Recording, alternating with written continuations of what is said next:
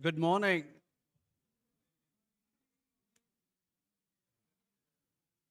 I'm hoping you all are having a great time out here after 50 years, actually catching up with, and I see a big group actually, exciting times out here.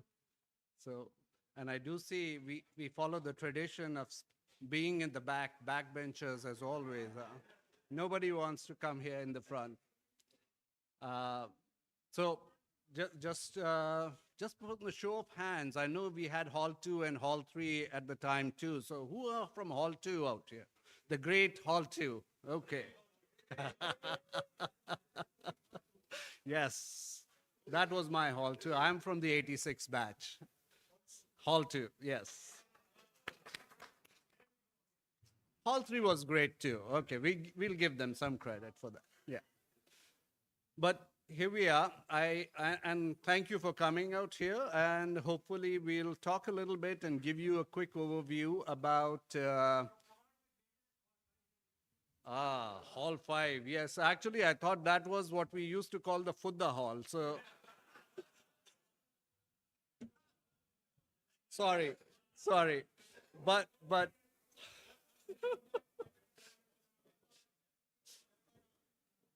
Hall 5 was great too. Uh, no offense. So first you went to Hall 5 at that time. Ah, okay, okay. See, during our time, Hall 2 and Hall 3 were the ones for the first year and maybe second year, and then you moved to Hall 1 actually. Ah, okay, okay. So no comments on Hall 5. We'll stay away from that. Okay. Well, let me give you a quick overview about what the Startup and Incubation Center is all about at IIT Kanpur. Some of you may be familiar, some of you may not. You may have heard it in some of your last reunions when you were here back as to what we are and what we do.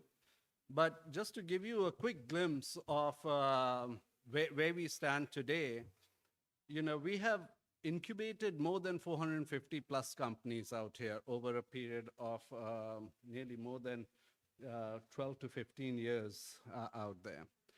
And today we have actually close to, and I'll talk more about it, there are about 175 active companies. We have 150,000 square feet of space, which is for the incubation setup out here, different buildings, as well as facilities that are available for the incubation. We have two facilities, one out here in IIT Kanpur. There's another one in Noida, actually, for our extension campus.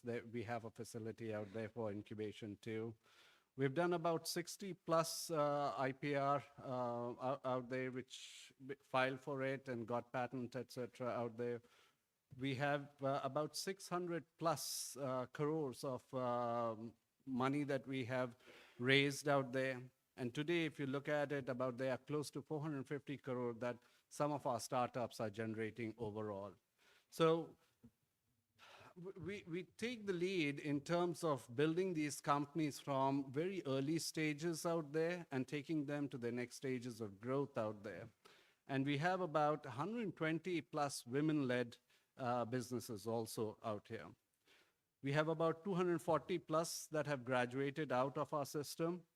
And we have 4 centers of excellence also on the campus, from AI/ML, 5G, 6G, MedTech, and the drone area. So those are the center of excellence we're building, and we are continuing to expand that. We have created more overall, if you look at it, maybe more than 6,000 plus jobs actually from these companies that we have created. When you think about what do we offer at the incubation center, and a lot of it is primarily because of what we are and what we have done, we have government grants that we get actually, which we have to go get it out there and then provide it to the startups. We incubate the startups in that whole process. We provide them access to the global network. We look at IPs and tech that gets generated out here, help them with the legal filing process, etc. We have a great mentorship program, and I see today so many mentors out here that we need to recruit too, because you all have the right experience to work with some of these startups out there. So today we have about 75 mentors that work very closely with the startups, and I would love to see if there are others out here who would be willing to help some of our startup companies and guiding them, whether it's from the technology, whether it's the market, whether it is any of those processes that they may be looking for. We have a good access to co-working space that we make available. We have great lab access, the faculty that is available who's very willing to work with these startups. We have a mentoring program from a faculty side also that works very closely with all these startups. We also have a number of faculty startup companies actually which have been incubated also out here. And we provide investment support also for these startups, and I'll talk a little bit more about it as we go into the next. So today when I talk about it, there are about 175 plus startups out here. And they are in different domains. We call them domains actually so that we can group them. The biggest one domain we have is in the medtech, biotech, agritech area. Then you have actually cybersecurity, IoT, clean tech, actually amazing work being done in that area. AI, ML, aerospace and defense, great companies in the aerospace and defense. I was just surprised when I started, and I started only a few months ago out here. So for me, it is also a little bit of a learning about all of these companies and trying to see how can I help them to grow and get into the next stage of their growth. What we do at SIIC, that is our incubation center for the startups. From the different programs that are there to funding that we look for and help them basically raise manpower and getting actually from building the teams together, the partnerships sometimes that they need in order to grow out there. We provide them some of the basic services from accounting to legal to tax and IP, etc. We also work when required on the policy side, working with the government to try and see how can we channel some of those to help ensure that we can get the right companies, the right kind of support out there.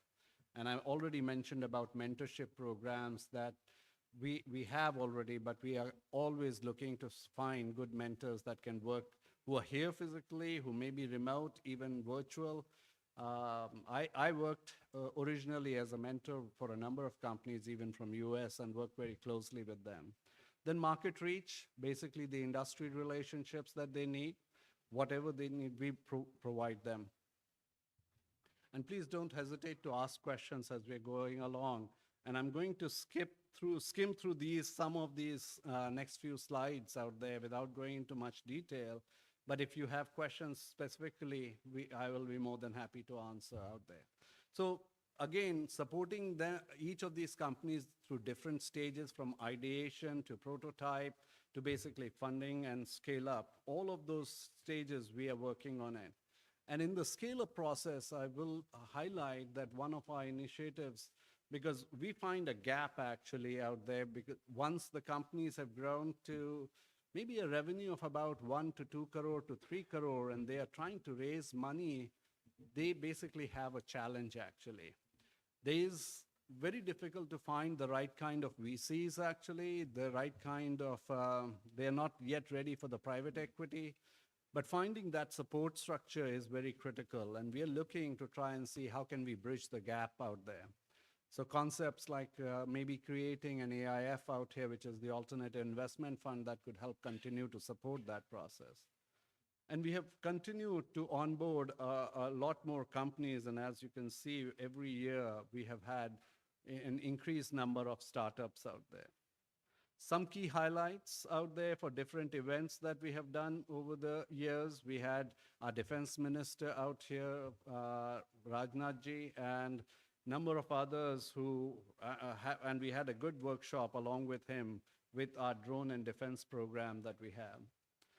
Our global footprint, you talk about, we did an ASEAN festival. We were at Bali, we hosted that. We also hosted it in New Delhi. And we continue to expand our reach in the global market. I talked about mentorship, so I'm not going to spend more time. We also have a very dedicated event for our startups, which is the Abhivyakti, and we just concluded it about less than a month ago, where we had about 150 product showcases. We had about 110 plus startups exhibit out there, and nearly 15,000 participation, both from our internal student, external student, as well as the community that came in. So it was a great program, actually, and we received great kudos from anyone and everyone. We had investors also participate, and they were appreciative of that. I think it's important to highlight that we do support certain CSR programs also, which is corporate social responsibility. We work with a number of partners out there.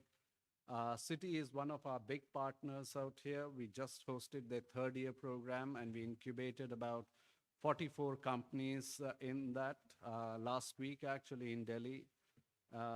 We're still going through the incubation process for them. And similarly, for a number of other companies, we have done about 55 crores in the CSR program of ours. Investments, I'll go through quickly, actually. Different companies that have raised about different amount of money, anywhere from 2 crores to 6, 8, 20 crores also. And we have a story to talk about today. We have a company, RF Nanocomposite, out there who just yesterday finalized and closed the deal for 6 crore of funding. And they are here. They will share what they're doing in that environment. So.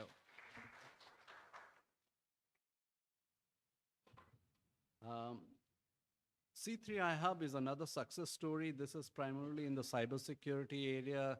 It was led and initiated by our director, Professor Maninder Agrawal. And I think it's a great success story where we have had a lot of opportunities and initiatives out there. Give you a quick snapshot of some of the investments that we have raised out here. Endure Air is one in the defense sector and drone area. We recently raised about 20 crores out there for them. Torrential is another company in blockchain area. They're doing verification and individual KYC, not KYC, but more in the blockchain technology area, and I'll refrain from saying what exactly they do. 16.7 crores they raised. Nokark, that basically was a great success during the COVID time. They were the ones who helped create the ventilators out here. This was a project that was done when the country needed actually support from our IIT Kanpur infrastructure as well as the companies. And they built this ventilator in, I think, 6 to 9 months time frame to be deployed out there very rapidly out there. And they have a great success story out there. And a number of others. I'm not going to go into each one of them, but kind of gives you an idea of the success we have had. Again, different companies. I'm going to skip through some of these slides out there. These are people who were featured on Indian Shark Tank out there, and they did well. Government programs that we support, from BIRAC to IDEX, EIL, a number of seed fund opportunities out there. UP government initiatives we have, where we are doing some of the Center of Excellence and other pieces. So kind of gives you an idea of the breadth of what we are doing out here and I was amazed when I started to take a look at as to what all we do. So new programs like that we just launched, Udan, DST COE, Kavach, Aditi Geospatial Innovation Accelerator Program. I think this is being led by one of our alums only in the government, Shrikant Shastri. He was 1 year senior to me out here. So great opportunities, some of the IPRs that we have done, and some technology transfers that we have done from IIT Kanpur to the startups.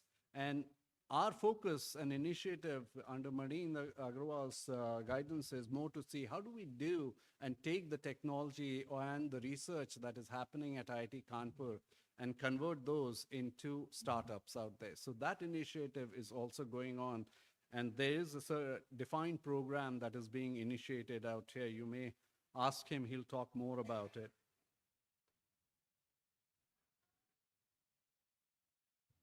I'm going to move through this quickly so that I give an opportunity for some of these startups to come and talk about things that they have done. Means again, success stories actually in the agri-tech area, health tech, different technology, AI related also, clean tech, very successful companies out there, and IoT and AIML devices, etc. And certain programs that we have been covered. We have a special program on DD, which is the Delhi.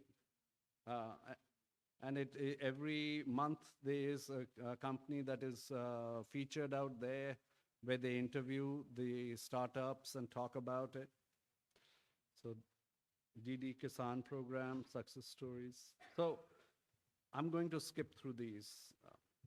What I'm going to do is open it up for any questions before I invite the startups to come here and talk about their different programs.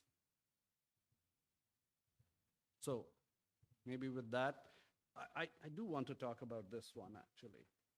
This is a great success story actually, and I want to talk about it because I think it's a lesson to be learned how something which is a waste could be created as so much of value. Fool is a company that started here, and what they do is they are collecting all the flowers from the temples all over the country. They started in Varanasi, but they're collecting all the flowers and have given employment to people to collect on a daily basis from these temples. They ship them out to their facilities, and then they are converting them into a lot of different products. They are doing it right now from incense and all that. We usually use them for our gift giving at times. But yes.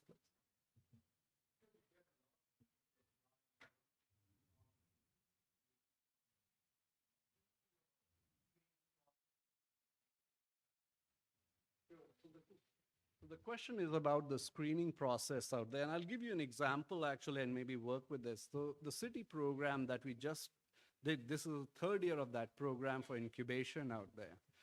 We started the process about 3.5 months ago actually to find, the city had given us CSR funds out there, and we started the application process. We needed to select about 44 companies out there. We got 899 applications for startups from all over the country, actually. One of our goals was also to look at different criteria for incubation, and looking at it from some of the northeastern states, which are not very well represented, looking at different poor states like Bihar and other places out there. So we had the criteria defined, and we went through that whole exercise to look at the right kind of companies who could be successful. We narrowed it down to close to about, we have a team of external experts who look at it. These were companies in agri-tech, clean tech, and which else? Clean tech and agri-tech. So those were the two areas that we were looking at. And think about the volume, 899 companies applied to that. And we were able to successfully then narrow it down with help from all external experts that we hire to bring it down to about close to 169. And then from 169, we brought it down to 44 with the internal committees and other people that were involved in that whole process. So just to give you, it takes a lot of time because you have to screen, you have to meet. Every single one of the companies we met, sometimes virtually, sometimes physically, depending upon the need. And finally, when we had the event last week, they all came, those who were selected came to this event in Delhi that we hosted out there. So that kind of gives you an idea of how that selection process works and how we get to the stage of finding the companies that we're looking at. Yes.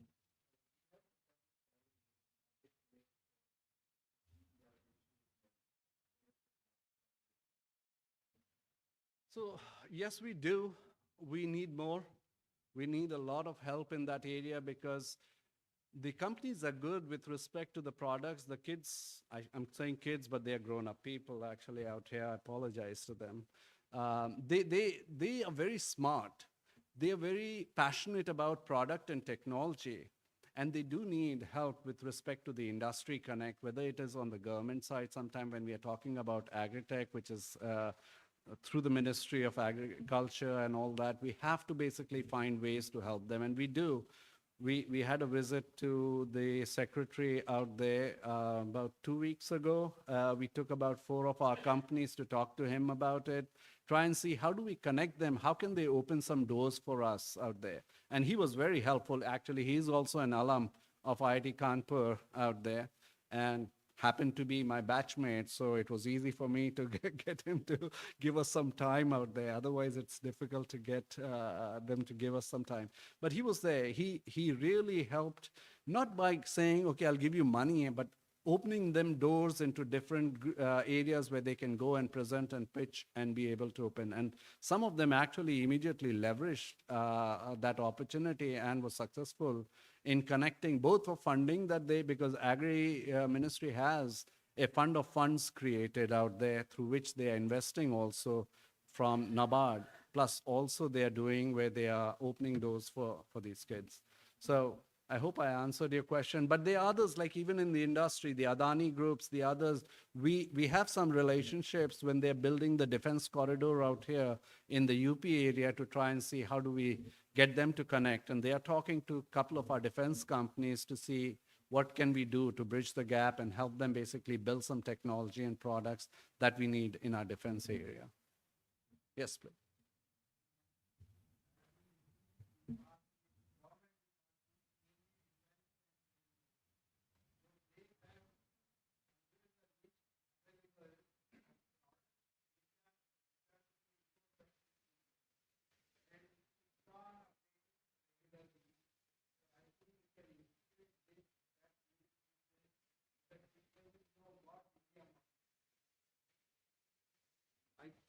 I think that's a great point, actually, and I think we had a drone conference just 2 days ago out here, this week only, and one of the things was that we are still pretty much importing a lot of components, and how do we indigenize all of that out there? So if we have an active list, I don't know exactly about that active list, but if we do, then maybe we can try and find how to bring that to our team to see how do we develop it in the startup ecosystem.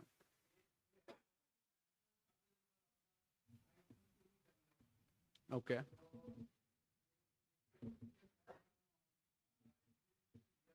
Uh, and maybe I'll talk to you.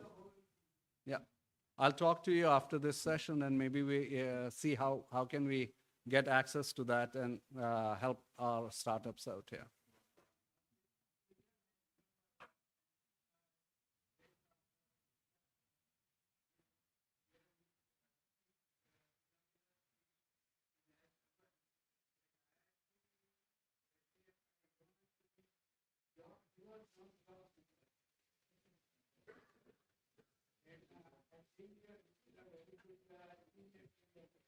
Good, thank you. I think we have to do a lot more actually, because our IIT graduates, we have some of them incubating out here, but not too many. I want to increase that, both from our faculty as well as the alums, as well as the graduating classes from here, to start participating more actively in the startup program. But that is our commitment. That's something that we want to make sure we can increase that.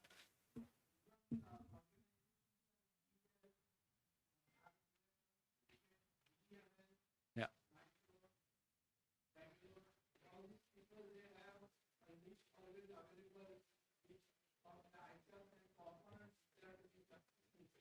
Okay.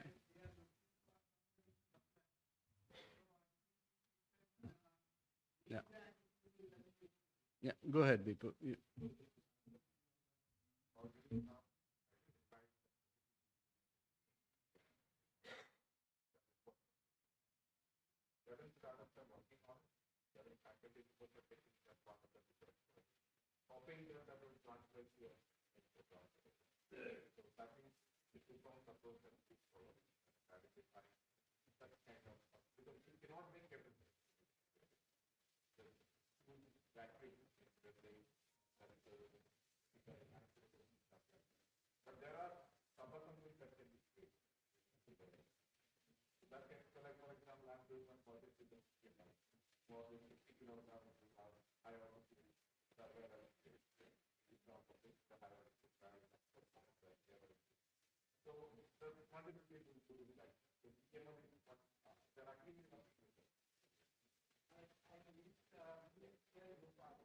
Okay.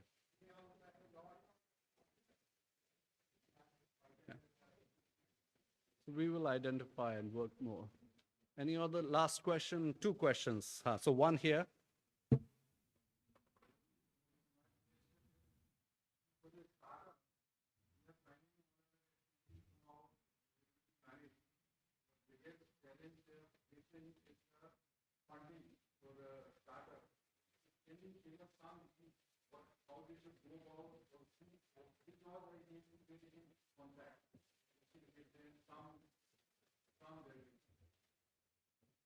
So it's a very loaded question and it's not an easy answer actually. I-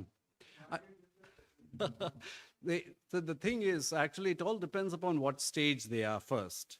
Because if they are in the very early stage, so incubators like us are the right place for them to come in, where we provide them with different grants and opportunities that they can take just from an ideation stage to maybe a proof of concept out there, and we help them.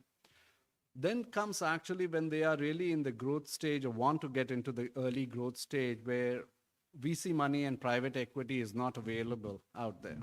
They're still looking, and that's really a place where good angel investor, and I think there are some out here who may be doing that already in the group, and Ashokji is one of them actually finding ways to do it. There are others out there to raise that. Then you really get to this next stage of growth, which is looking for funding that most probably you're trying to raise from 1 million to 2 million US dollars out there. And finding those are the biggest challenge actually.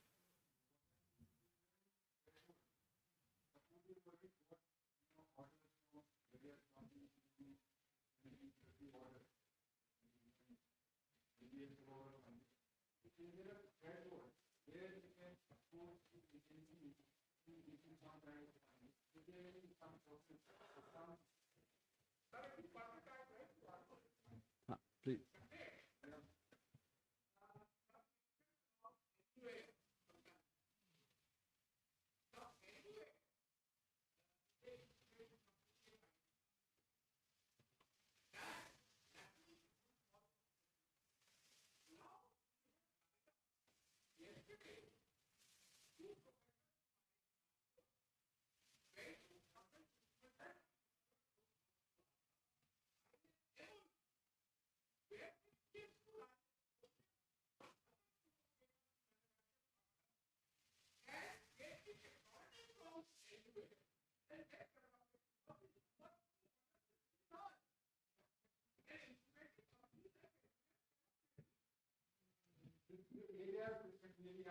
Yeah, again, funding again, yeah.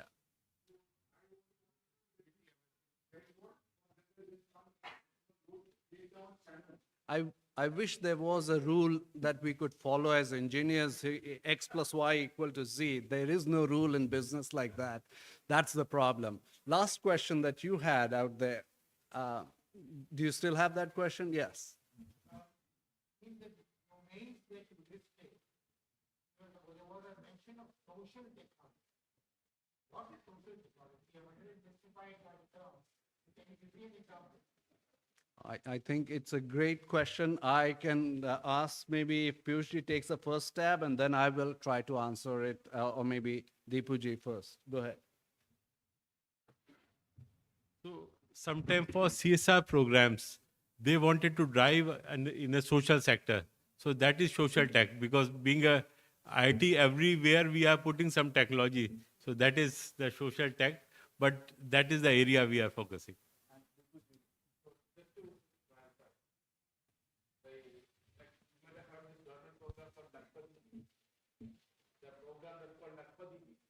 So what they try to do is, if we try who are working on some of their capabilities. They may not be engineering, but they may be technical. And I think I have to know. That's what the doctors are supposed to do. So anyway, so we asked them to come to us. I did not come and incubate. They won't come. So we might create a small business kind of a system in their own. So where they can come there. It's more like an employment and livelihood kind of a. It may not create anything large, but the society will grow. Are there examples of this kind of effort? There are, and I think we are working very closely with the Ministry of Rural Development, establishing this cluster site. And there are a lot of Department of Northeast region is also working with us to take things in four provinces.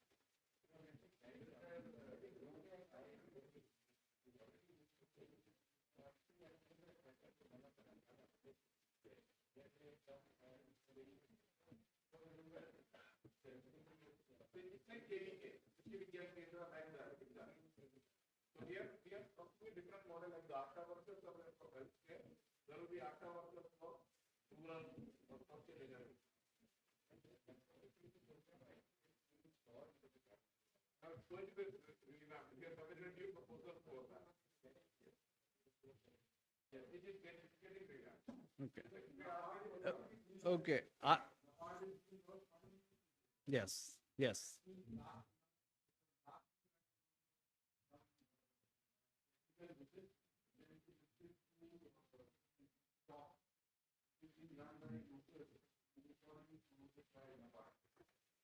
And there are a number of programs actually in clean tech also areas which are doing similar things. And those are social causes actually to some extent. I regard even the fool story that I told you as a social cause because it was a waste that was going into the water system, into the garbage system, every way. But that is a great story to really look at from a social cause of what it did and social engineering that helped that whole process for a company to grow up to 2,000 crore. Maybe with that, just to make sure we can give time to the startups out here, I'll invite RF Nanocomposite gentlemen to come out here, maybe talk quickly and give you all a quick overview.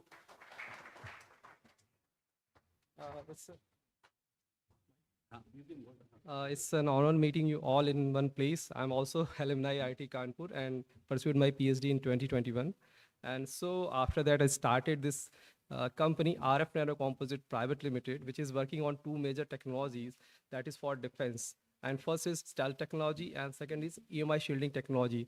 The stealth we are working and we have developed. So little bit time and PPT will be open.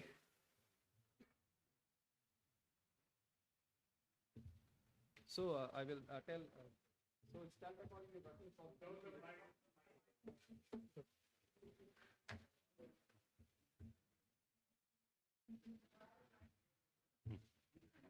Yeah. So in 2021, we registered this company and then incubated in 2022. And the major technologies working on stealth technology and EMI shielding technologies. It was my PhD thesis topic, and so I thought this should go to the nation, and that's why I started working on this. So the first problem I chose is like Navy. Navy is easy to apply. Means paint we can the ship we can coat easily, so I chose this application rather than aircraft, which is difficult. And so you can see various area where it can which is prone to radar. Oh.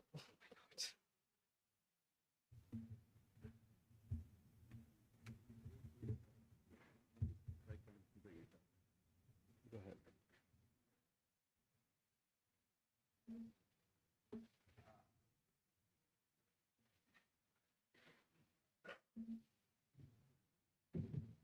Yeah, it's working.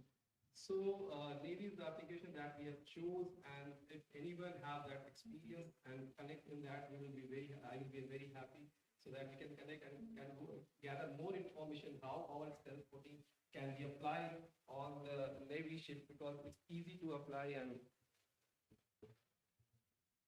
so we are developing a paint form also. We are developing CFRP coated with this stealth material, and the results where we have got very good. And for X-band, majorly which is used for radar technology for detection of the aircraft or any warcraft that is. So we have developed, and it is properly giving good results. And I won't go to technical details. Also, Q-band, which is important to detect the incoming missiles. So we have developed, and we are working on refining it for the application. So we have done a pilot with the DRDO also, and it is giving the promising result. So next technology, we are working on electromagnetic interference shielding. So what happens when nowadays we are connected with the wireless technology, and how it happens with the help of EM wave. But it could be good for communication, but it is parallelly harmful for the electronics if it is not properly shielded. So what we are developing is various in form EMI shielding paint, EMI shielding sheets, and fabric, which we can cover around, and we can protect the electronics while maintaining the communication. So in that work, we have developed paint, and we are refining, and we are very close to develop indigenous technology. And in India, nearly no one is working on this to make international layer of paint. So we are very close, and we will develop very soon. And second, CFRP, carbon fiber composite, is very widely used in defense tech because of its lightweight. But shielding is a parameter that we are adding into by adding our nanomaterials that we are developing. And so we have developed the paint, CFRP based sheet, which is EMI shielded, and we are making enclosures and different structures for the defense application. And so this is comparison of two big companies, MG Chemical and Y Shield. The first one is our result, and second and third was our MG Chemical and Y Shield. So we are very near to that. We are achieving around 30 dB of shielding, but they are more than 40. So very soon we will achieve that.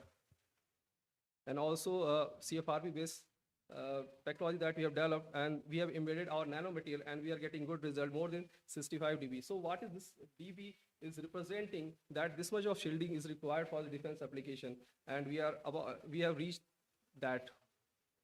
So we have made these enclosures and pouches, which is basically used to keep your mobile inside, and all the communication will be blocked. So EMI shielding is not only used in defense application, it is used in all the electronics application. It could be medical, telecommunication, electronic equipments, wherever you are using, it is used. So you may have heard of a case of pacemaker, where some signal interfered with the pacemaker, and the patient felt difficulties in the blood circulation. So in that, it is due to interference. If it is provided with proper EMI shielding coating, it could help them to avoid this kind of situation. So this is all. We are working on a number of CFRP-based technologies. So that is for the future. So we have some awards, and we have a good team, and professor from IIT Kanpur, IIT Madras also, IIT BHU also, from LBTU Kanpur, and we have good legal team and all the team. So any question, I'm here to answer.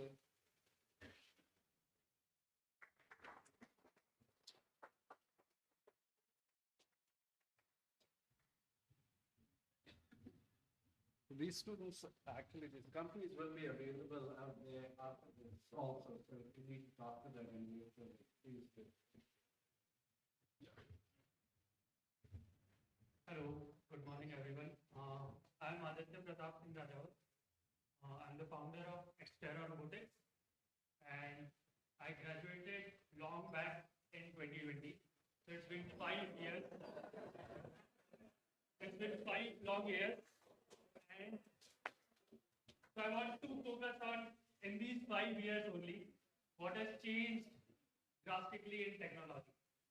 So we have seen the emergence of GPT, ChatGPT, and AI, and now we are seeing more of forms and terms of physical robots working around us. So what we are working on is building robots that can be around humans and can easily accommodate, help humans in certain aspects, and be sent in hazardous regions. So, and I'm also thinking, so while I'm talking to you, I'm also thinking about what would be the future looking like in 2070, maybe when I will come back to the campus after 50 years. So I'm not sure at this point, but yeah, it would be an interesting thing. So what we are solving is building robots that can reduce the hidden cost of inspection in industry. So we have all seen different kinds of industries like steel, refineries, wherein you won't see robots being acutely present. As in, these are places wherein mostly humans with PPE kits are being sent for inspection, and there is a cost of missed inspection as well as many hazardous accidents that happen frequently. And what we have seen till now is a form of greenfield automation, basically in automotive industries as well as warehouses, wherein it is easy to use AMRs, autonomous mobile robots, manipulator arms to automate tasks. And these are, the environment is prepared like that to make these robots work. But what I am talking about is brownfield automation, wherein there is an aging infrastructure, unstructured layout, dynamic environment. Can any of these robots work in these? No. So what could be done to achieve a solution wherein it could be even around humans as well as in these conditions, robots can work easily. So what we are developing is a full stack robotic solution for inspection and surveillance, and in the image you can see a robotic dog. So it is being designed to move in different conditions, traverse in difficult terrains as well. And what I mean by full stack is we are not just developing a robot platform, but we are developing autonomy as well as an application. So what an end user gets is the insights from the factory of how operational efficiency of a plant can be improved. So it is more like a mobile inspector that moves around and collects data, gives insights, and helps humans as well as the operators to achieve efficiency in these plants. So a brief into where the real value is delivered. It is through remote operations, live plant inspections, anomaly detection, and digitization. So we can help these robots, use these robots to create digital twins of the environment, constantly updating them with these robots moving around. What we are looking into is a big market of automation industry, wherein particularly Lego robots are limited at this point. And then we are seeing a growing demand. Definitely there are many US, Swiss companies which are doing well. There are limited Indian companies which have ventured into this. And this is definitely, as in what we have seen is these type of companies are basically creating a base from academic institutions. So I started my work while I was a graduate here. And then what we are seeing is this growing competition with bigger players like Boston Dynamics. And what we are looking into is building this in-house, building this in India, and beating them both in terms of the capabilities as well as the cost and the solution. Currently, we are standing at the forefront in India. There are new emerging players coming in India as well, and players like Yearbook Technologies and few academic players from IITK as well. And what we are looking into is currently leading in terms of building actuators. We are building actuators in-house, and we are building the complete software technology in-house. How are we going to capture the market? It is through direct sales, custom development with collaboration, which we have already started with certain companies in power industry, as well as in the pharmaceutical industry for inspection, and then also working towards a robotics as a service model to have a continuous stream. And this is a brief of what all technologies which we have been working on, and I'll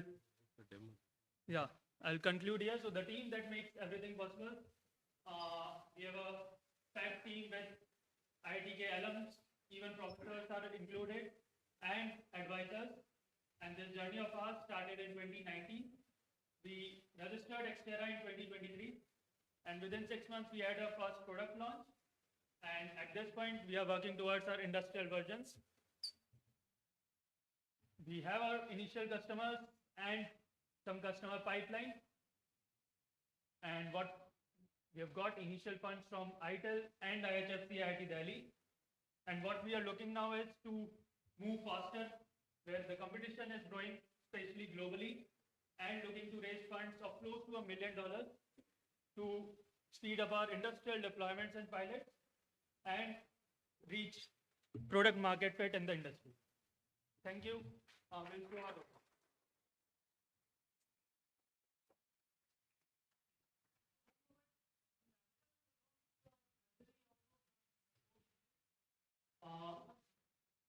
Surgery, as in, so we have built our actuators which are precise. So these are quasi direct drive actuators, and we are building a lightweight robotic arm to put on top. So those, as in currently our focus is mostly inspection, but that is something, the technologies we definitely can sell to work in surgical robotics as well.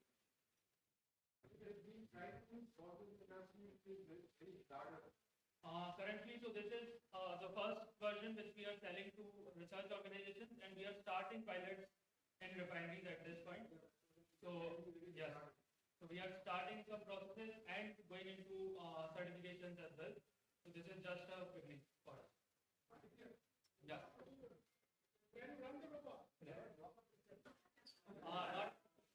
Not currently, not currently. So the size is limited as well. We are building a bigger version. Sir, yes.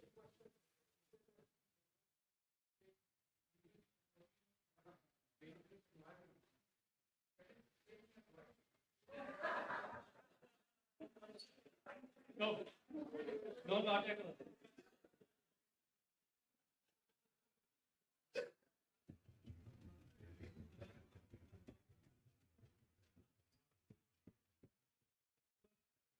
The first one is the first prototype built in the lab.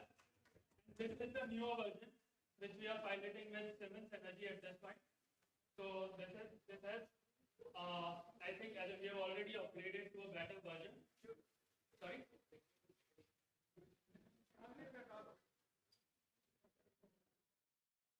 Sorry.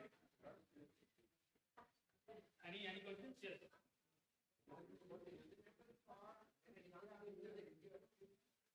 Sorry, radioactive? Yes, so that is the goal. That is the goal. So to send it into nuclear hazardous regions, either by coating or packaging it differently. Currently, the batteries and so it is not intrinsically safe or go to those regions, but we are working towards it. Yes. So those. No, not at this point. Okay.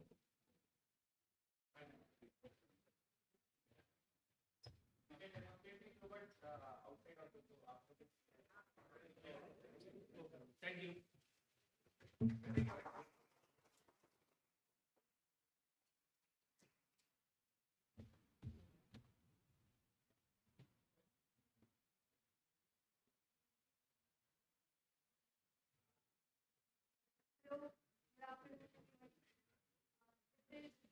Kajal from Kanpur. हम लोगों ने एक wristband बनाया है based on first diagnosis of IITK. जो पहले का 15 उंगली रखी नाड़ी सबसे थी and एक होता है कि सबसे पहले क्या खाया है. तो सेम चीज को हम लोगों ने डिजिटल कर दिया है. So this is the one which I am wearing, and it is ready. It is being deployed to hospital और street training हो रही है और based on data करीब 13 non-communicable diseases screen कर पा रहे हैं with the help of funds. And like आप social innovation की बात कर रहे थे, so this device is being provided to ASHA workers in villages, and they are tied up with Ayurveda centers जो government established होते हैं. वहाँ पे वो पेट क्लीनिंग करती हैं, जिनको भी critical care की जरूरत होती है. हमारा device बनाता है village doctor. When the person goes to the doctor, वहाँ पे पता है कि उस person को ये possible diseases हो सकती हैं based on diary and based on Ayurvedic text. तो बाकी ट्रीटमेंट डॉक्टर करता है. हमारा काम है कि हम आपको सही समय पे डॉक्टर के पास पहुँचा पाएंगे. और in many cases टाइम पे पहुंचना ज़्यादा जरूरी है rather than late, and हमारा ultimate goal of course cancer है, but अभी हम NCD पे काम चला रहे हैं.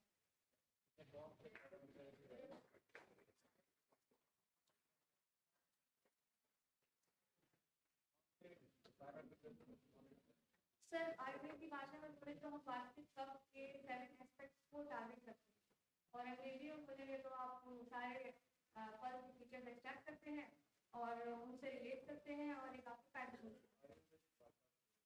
आयुर्वेद की भाषा में बोले तो वास्तविक कफ में हम गति गमन बलता तापमान नापते हैं.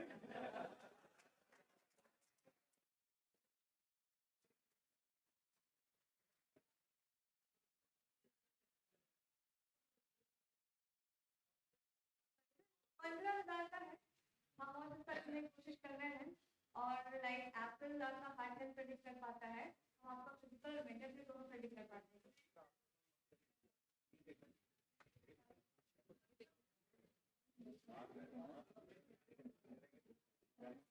ओके, सो लाइक एप्पल का वॉच हार्ट हेल्थ डिटेक्ट करता है, प्रेडिक्ट करता है, हम पूरा प्रेडिक्ट करते हैं. क्या सर?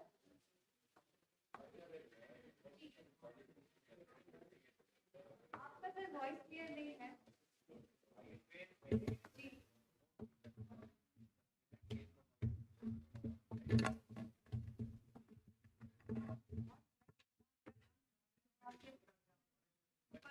नहीं है, हम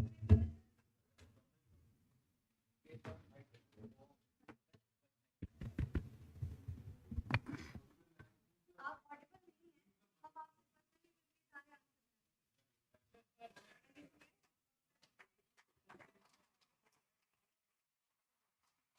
Thank you, everyone. We have a break of 15 minutes outside, tea break. After that, we'll gather again for the director session. Yes, sir wants to say something. We have a few other companies actually out here, and if you want to talk to them, maybe we'll set up some time outside for them to talk and present to you anything that you want. Why don't we continue? Charger है ना ये मेरे में नहीं लगेगा. Yeah, but you all have to be very quick with this slide, 3 minutes each. Go ahead. Director will come at 11:40. Director will come at 11:40.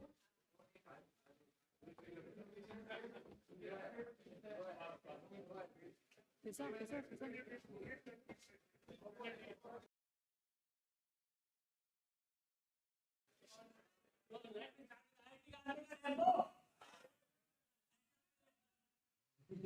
So basically, I will just get 2 minutes. So जल्दी अपने startup के बारे में बता देता हूँ.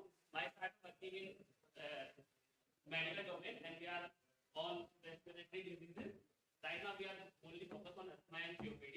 But we are doing it. We are measuring the exhale-based biomarkers. There are 250 biomarkers in your exhale-based, and also we are taking care of 5 ones. So on those 5, the first one we are measuring is nitrogen dioxide, and second one is carbon monoxide. That one you are measuring, and on the basis of that, we can find out what level of asthma you have, and if you have COPD, because for the doctors it's very tough to get the इन दोनों में से है कौन, क्योंकि after some age, after 40 or 50 age, doctor को बहुत मुश्किल होता है डिटेक्ट करना कि asthma है COPD है, दोनों ओवरलैप बहुत करते हैं दोनों के. So that's what we are focused on. But the thing is, biomarkers है, उनके लिए इलेक्ट्रोकेमिकल सेंसर्स है, वो लिटिल बिट कॉस्टली आता है, so we have to generate revenue also. So हमने उसके लिए डिफरेंट प्रोडक्ट लॉन्च किया है that we can measure your lung capacity. आपके basis of lung capacity and two parameters हम बता सकते हैं कि आपको किस डोमेन में लंग की प्रॉब्लम है. अगर आपकी लंग कैपेसिटी कमजोर हो रही है, वीक हुई है, तो देयर मे बी किलोसिस और एनीथिंग एल्स. आप जब फोर्सफुली एक्सहेल करते हो, विद इन 1 सेकंड में आप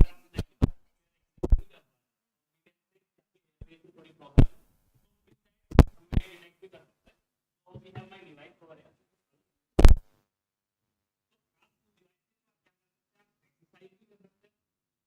आप मेडिसिन भी ले सकते हैं. तो just with an attachment आप ये कर सकते हैं. That's right. There are attachments like this. You can put in it, work it out. तो आप इसको आप एक्सरसाइज कर सकते हैं. जैसे आप बोल की एक्सरसाइज करते हैं, बोल के एक्सरसाइज करके गोल से ऊपर नीचे ले जाते हैं. Similarly, आपको एक्सरसाइज डिवाइसेस में भी कर सकते हैं. Then there is a nebulizer. Then you can remove the typhoid, means rotate another one. आप उसके थ्रू मेडिसिन भी ले सकते हैं.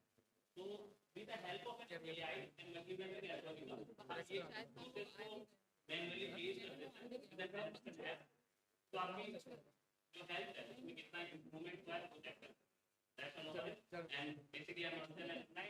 My batchmate Aditya is working on that domain, and I'm from Berkeley. Any of you are from Berkeley?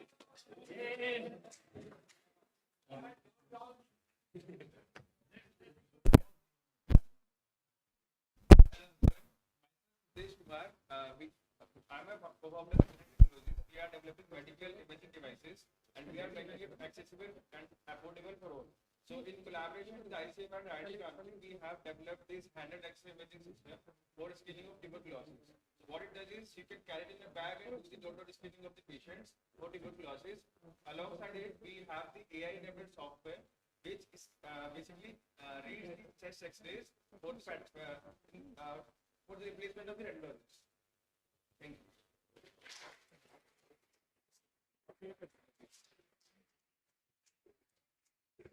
Hello everyone, great to be here. So we are short on time and just make it quick. So I'm Jatin, I'm presenting Inon Robotics. We are a company and we are like automating the maintenance of rooftop solar plants. Like the residential solar plants and commercial. And for that, we have built some robots which can clean the panels, take the live feed from the panels to understand later on, like if the feed replacement or what is the live. And specifically right now, the problem that we're solving is for rooftop to get clean solar panels more frequently because it's very challenging to get onto the rooftop, clean that panel. So, but robots are here to make it easier. So, so we have like built the machine.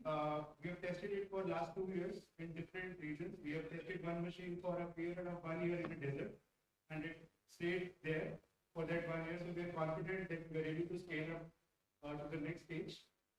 And these are some of the machines that we built.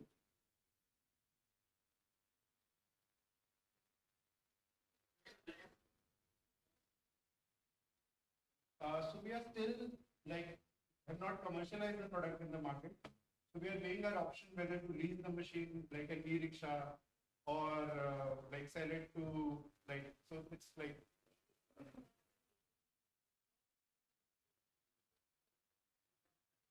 So like we want to utilize the ground pole that is already available with the maintenance companies which are already cleaning these panels. We want to give them a tool that make their productivity 10 times faster. So the same person is able to do 10 more plants in the same day.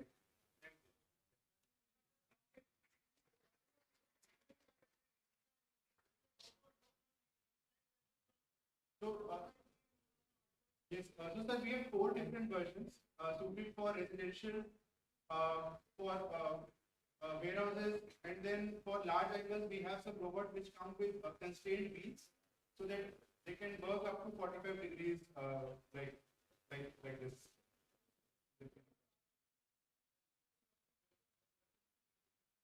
Sir, right now we don't have enough data set, but we are capturing the video feed to later on understand and build on it. I think they will be available outside for you all to ask the questions. So let's move it along. Hello everyone, myself Shobhit Singh. I'm from Inon Robotics. I'm the co-founder and director of this company. I'm also an alumni of IIT Kanpur. I did the master's from here. So in Ceremonial, we do remote sensing and gas technology. So we assess the entire earth from the top. So suppose for example in this solar panel, what we are doing is that, so this is one of the examples that we are actually doing. Here we are, what we are doing is that we are assessing the solar panels from the thermal sensor. So out of thousands of the solar panels, we can simply identify which of the solar panel is actually problematic.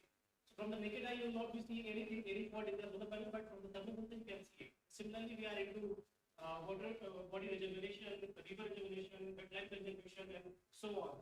So we are a team of earth scientists, and we are modeling earth from the top using different sensors. So for example, we have our eye 3 sensors, red, green, and blue color. So similarly, we are using thousands of the sensors.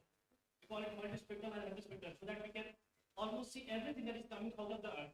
So so based on our application, we have generated a revenue of 1.2 15 activities. Thank you very much. Thank you. So you can have tea outside if you wish to.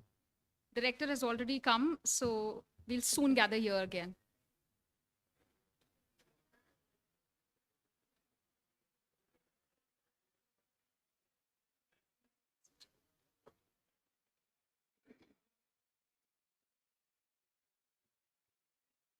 Testing कर लो.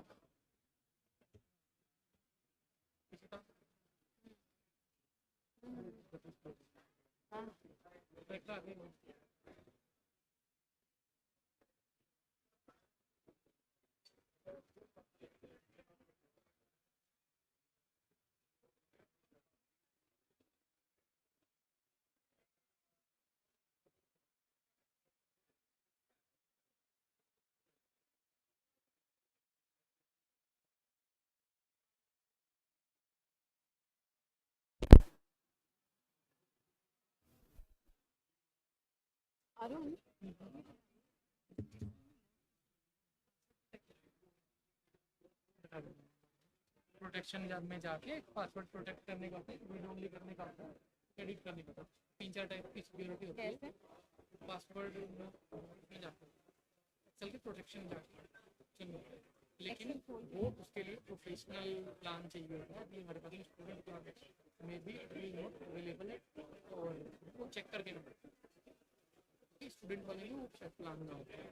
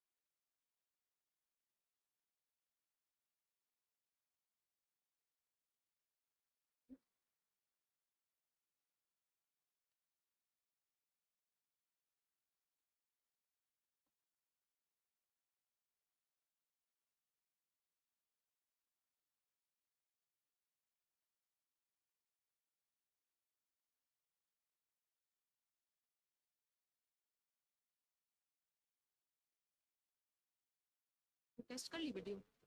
Video test कर ली. Video कौन सी? PPT version video कह रहे हैं. Yearbook वाली है. हाँ हाँ हाँ, ये चल रही है. ठीक है बस.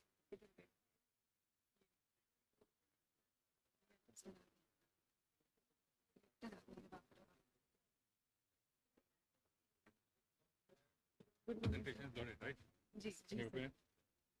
Sure sir.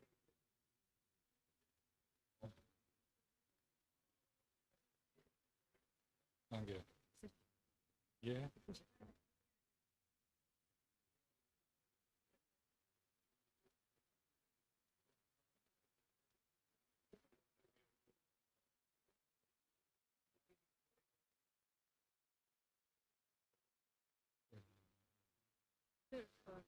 डुप्लीकेट पे है, मैं बता दूँ क्या?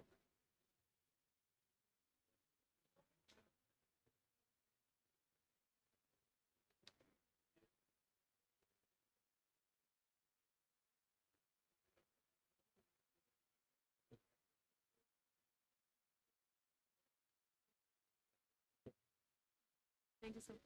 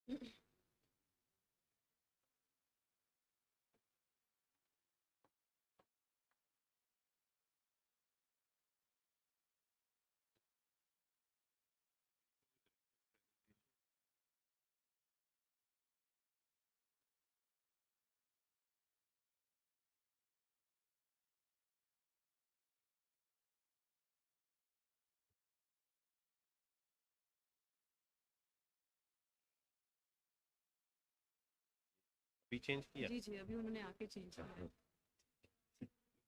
मैंने उनको कहता ये तो बोले ठीक है ठीक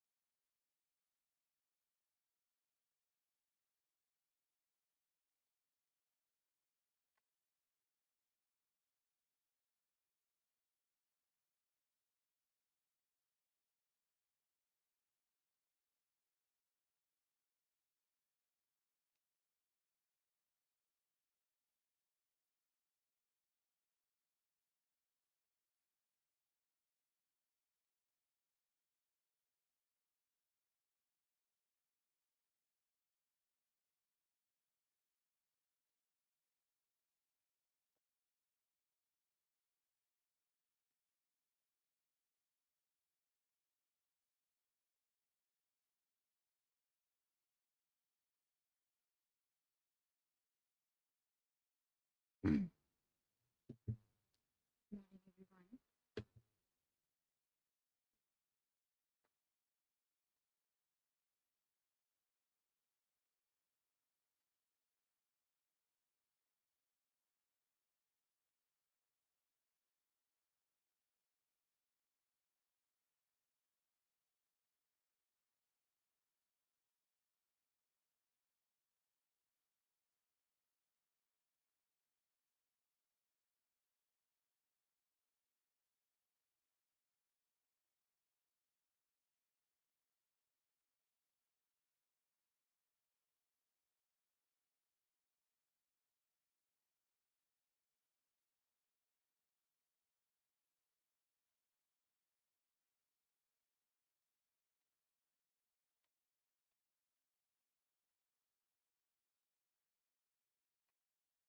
Good morning, everyone. As Zulfikar, your host for this event, would like to extend a very warm welcome to all our esteemed alumni from the class of 1975. Today is no ordinary day. It's a homecoming, a celebration of bonds that have stood the test of time. The very walls of IIT Kanpur are echoing with nostalgia, welcoming back the bright minds who once walked through these corridors, who dreamed big and left their mark on the world.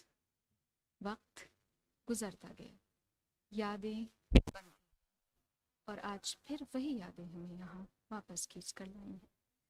Let us begin this auspicious occasion by ceremonial lighting of the lamp, symbolizing knowledge, wisdom, and the everlasting bond of this fraternity.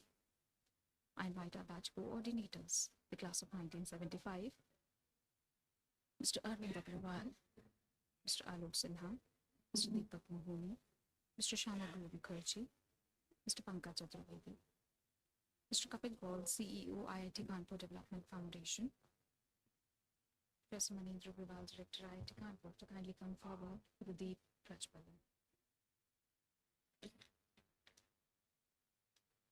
जिंदगी जीने के दो तरीके होते हैं, एक जो वक्त के साथ बदल जाए और दूसरा जो यादों के साथ जिंदा रहे. And today we relive those cherished memories, reconnect with old friends, and celebrate the journey that started right here 50 years ago. As the batch proudly claimed last night during the interaction that they were the rowdiest, they still are and they always will be.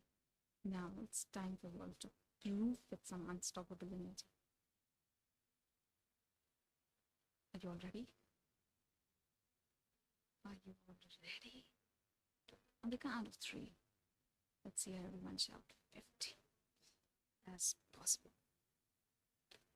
Ladies and gentlemen, let's take a trip down memory lane back to the golden days of 1975. The year when India launched its first satellite, Aryabhat, when Rajesh Khanna ruled the box office, when Anand, Hathi Mere Saathi, Kati Pathan, Amar Prem, and when Transistor Radio played Kishore Kumar's Nishaye To Nahi, every was to do. Back then, IIT Kanpur was not just an institute, it was a world in itself. वो 4 आने की empty की चाय, 5 पैसे की bread slice, chutney of a midnight stack. Those were holidays where power cut turned into epic gali competitions. वो हर बुधवार को अमीन सयानी की जादुई आवाज में बीना का गीत माला को सुनना. वो cycle races across campus. Memories of cultural festivals, the excitements of sport meets. Where the thrill wasn't just about the games. The real thrill was about this one from you, please.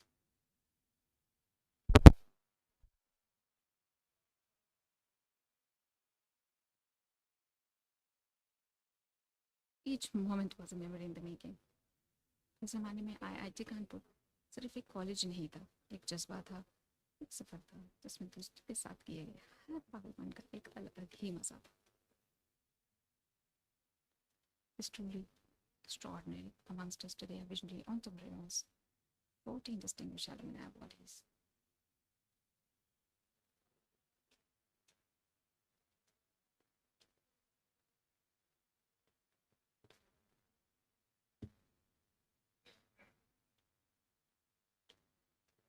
It is truly extraordinary with 14 DEA bodies.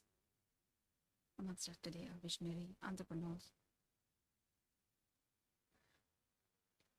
leaders, mentors, and shapers from trailways of television to finance and research and short of legendary. And today, IIT Kanpur is honored to welcome you.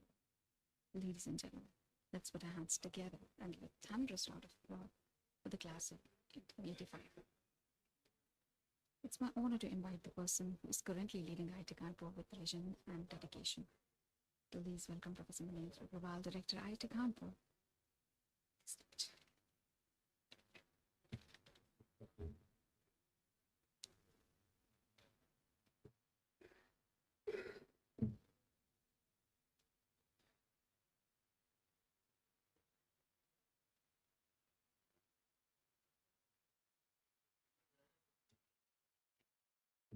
Next, I invite Mr. Kapil Gaul, CEO, IIT Kanpur.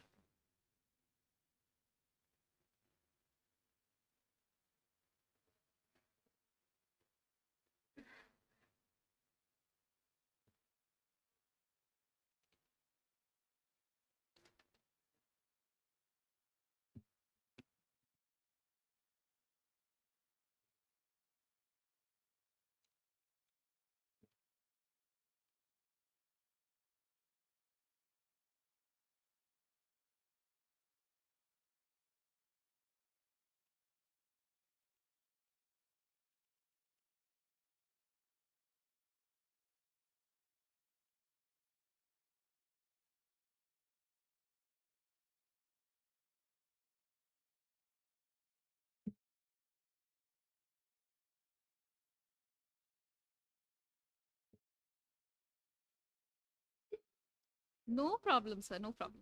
Not an issue.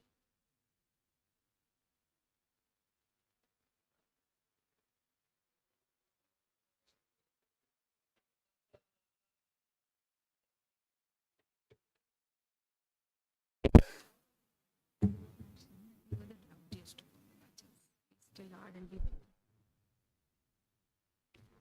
yes, now it's time for you all to print. Are you all ready?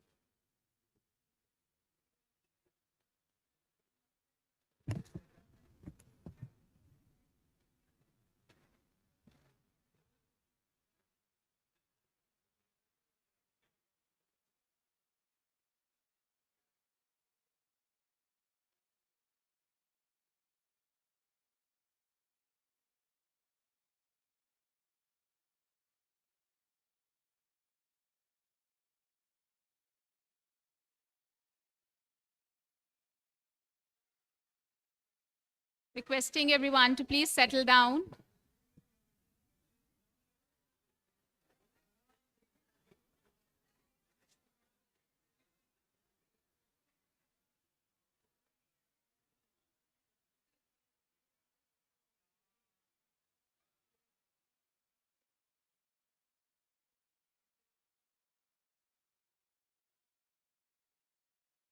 Requesting everyone to please settle down.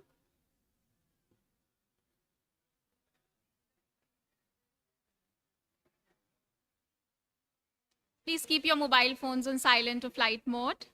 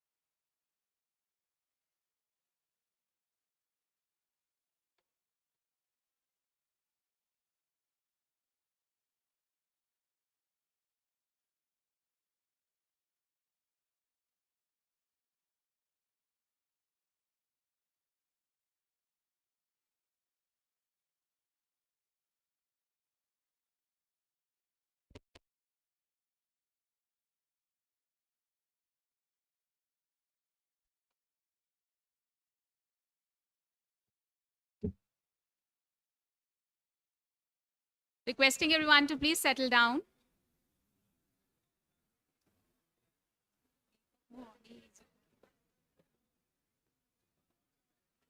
And please avoid movement in the hall during the event to avoid disruptions.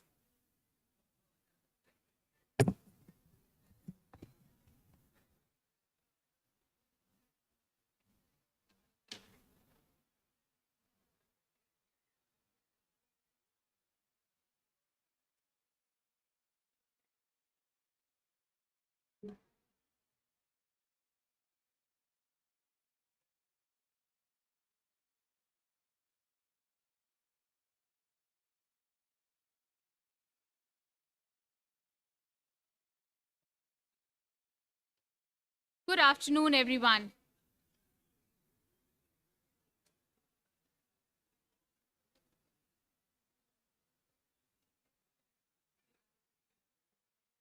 Good afternoon, everyone. I, Fiza Zulfikar, your host for this event, would like to extend a very warm welcome to all our esteemed alumni from the class of 1975.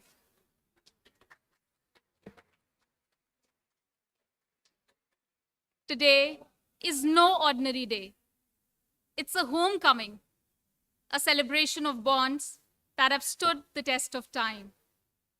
The very walls of IIT Kanpur are echoing with nostalgia, welcoming back the bright minds who once walked these corridors, who dreamed big and left their mark on the world. वक्त गुजरता गया, यादें बनती गईं, और आज फिर वही यादें हमें वापस यहाँ खींच कर लाई हैं. Let us begin this auspicious occasion by ceremonial lighting of the lamp, which symbolizes knowledge, wisdom, and the everlasting bond of this fraternity. With this, I invite our batch coordinators of the class of 1975, Mr. Arvind Agrawal, Mr. Alok Sinha, Mr. Deepak Muhuni, Mr. Shamagru Mukherjee, Mr. Pankaj Chaturvedi, Mr. Kapil Kaul, CEO, IIT Kanpur Development Foundation, and Professor Manendra Agrawal, Director, IIT Kanpur, to kindly come forward for the Deep Prajwalan.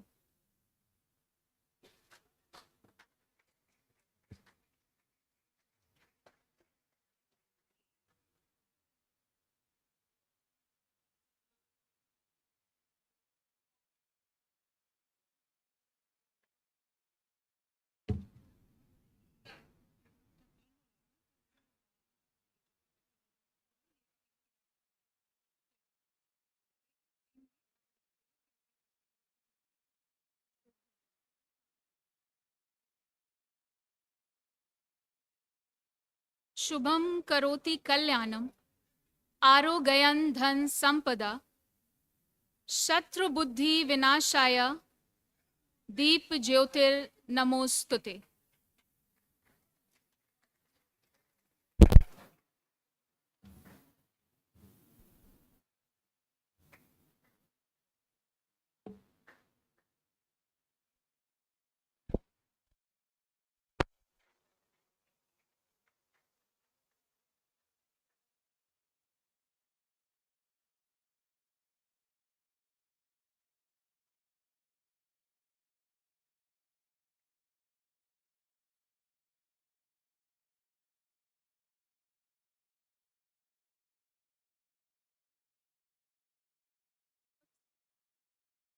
Deepak sir? It's not there.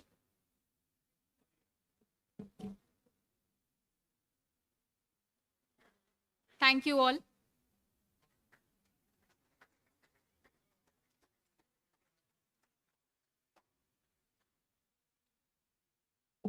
जिंदगी जीने के दो तरीके होते हैं, एक जो वक्त के साथ बदल जाए और दूसरा जो यादों के साथ जिंदा रहे. And today we relive those cherished memories, reconnect with old friends, and celebrate the journey that started right here 50 years ago. As the batch proudly claimed last night during the batch interaction that they were the rowdiest of their time, and they are.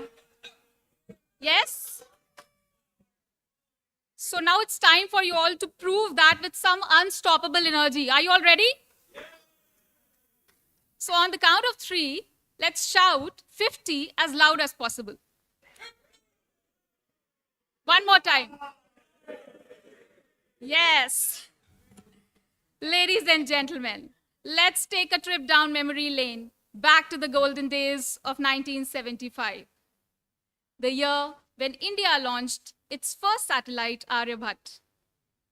When Rajesh Khanna ruled the box office with Anand, Hathi Mere Sathi, Amar Prem, Kati Patang, and when the transistor radio played Kishore Kumar's Mishayar To Nahi in every hostel room. Back then, IIT Kanpur was not just an institute. It was a world in itself. वो 4 आने की MT की चाय, 5 पैसे की bread slice chutney as a midnight snack, those hall days where power cuts turned into epic gali competitions,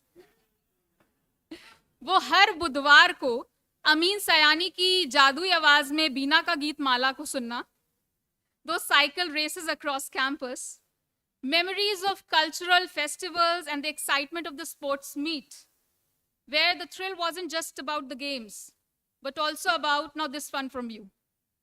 The thrill was,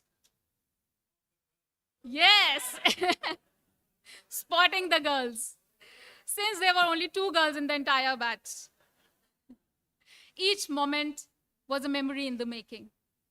आपके ज़माने में IIT कानपुर सिर्फ एक कॉलेज नहीं था, एक जज्बा था, एक सफ़र था, जिसमें दोस्तों के साथ किए गए हर पागलपन का एक अलग ही मजा था. This batch is truly extraordinary, with 14 DAA awardees, Distinguished Alumni awardees. Amongst us today are visionary entrepreneurs, top academicians, corporate leaders, and mentors who have shaped their industries across the globe. From trailblazers in the aviation industry to pioneers in research, education, and business, your batch has been nothing short of legendary. And today, IIT Kanpur is honored to celebrate you all.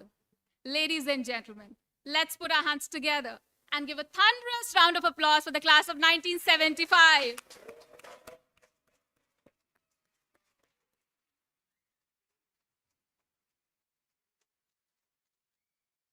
It's my honor now to invite the person who is currently leading IIT Kanpur with vision and dedication. Please welcome Professor Manendra Agrawal, Director IIT Kanpur, on the stage.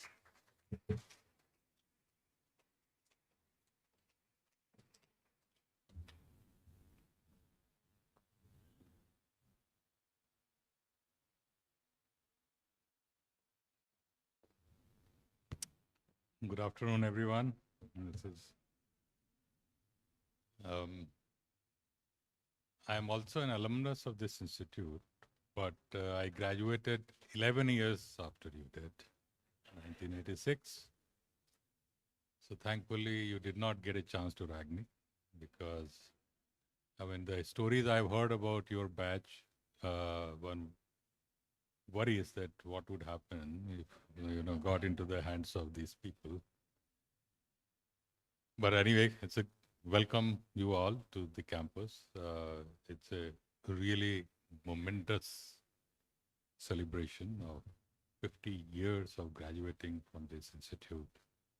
And I'm sure when you went around the campus, you would have found many familiar places and many unfamiliar places as well. That's the nature of the times. Things change, but one hopes that the core of the institute, as it was established, remains the same, the core ideas, the core principles on which it was founded. And having spent about 40 years on this campus, I did my BTech and PhD here, and then joined as faculty in '96, and since then I've been here. So I have seen how things have changed and what things have remained the same. And now that I have the opportunity to, for a short term, lead this institution, I have certain plans, certain thoughts as to what we should do collectively to take the institute forward. And that's what I want to share with all of you today.